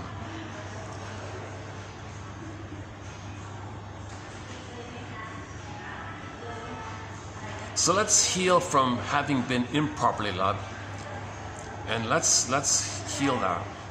Let's heal all that. so that we feel really that the healing of that means we no longer feel that we've been improperly loved. We can identify it, but the feeling around it is soothed and healed. And that's what takes place with mourning. That takes place with getting people's story and people's history. And once again, being like Perseus, reflecting, being like Theseus, the guide, being like Odysseus, visiting them with turtle voices, and saying, no, I want to find home, identifying mother's tricks, calling out mother's tricks. Sirens, for example, Circe, Calypso, and all that.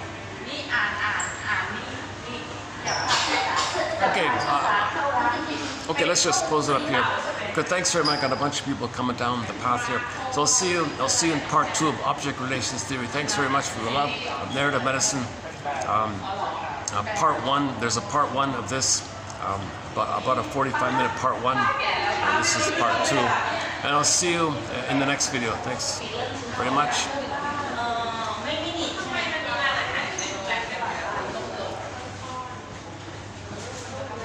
This whole group just walked out of a restaurant, and they're walking like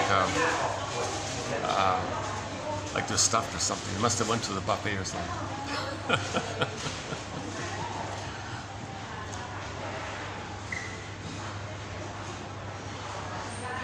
I was about to ask them how's the food or something. All right. So these quotes are food for thought.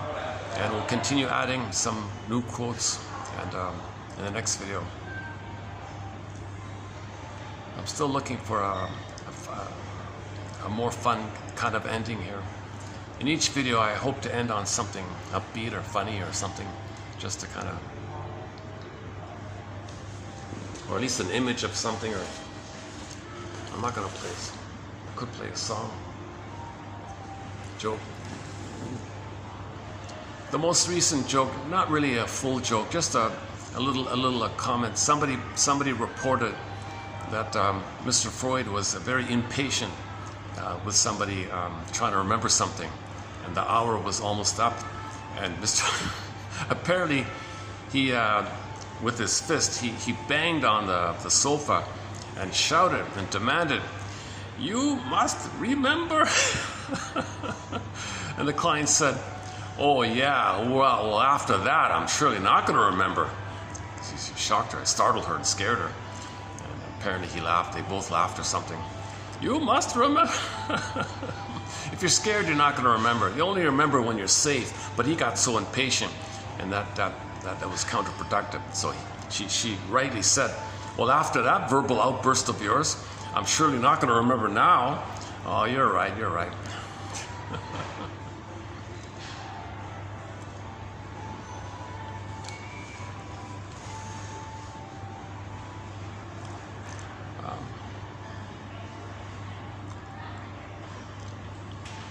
Okay, once again, so think about how a mother can do both. Meet her baby's needs for curiosity and meet her need for safety and order, or whatever she believes is her need, but find a way to preserve the child's need for curiosity, a little improv, a little misdirection, maybe some distraction, but maintain the interest, encourage the interest, reward the interest, and say things that, "Look what you did, look at you, that's awesome, isn't that cool, that's great, isn't it amazing how that happens, yes, all right," and allow that. So let's move that beautiful saucer. Oh my God, let's enjoy it further. So let's take it over to the carpet, and we'll look at the saucer together, the nice saucer on the carpet like that. So she feels safe, the saucer is not going to be broken, and the child maintains his or her curiosity about the saucer. The image is on it, how finely made it is, etc. So both needs are met. The child's need to explore, that's his identity. The mother's need to protect her items, whatever. She worked hard to buy the nice saucer, so it's part of the peace and beauty of her home kind of thing. So she ideally wants to keep that.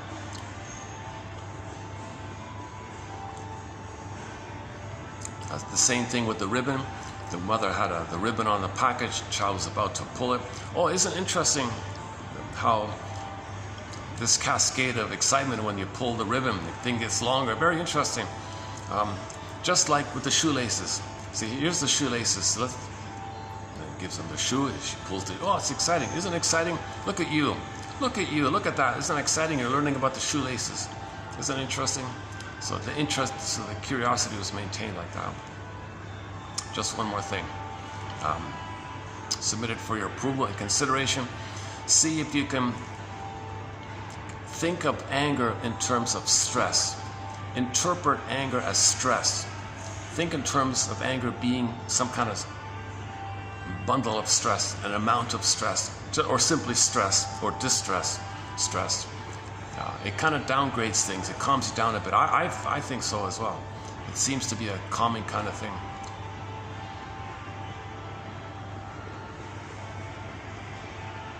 Things are calm around here. Nevertheless, let's shut the video here today. Thanks very much. We'll see you in the next video.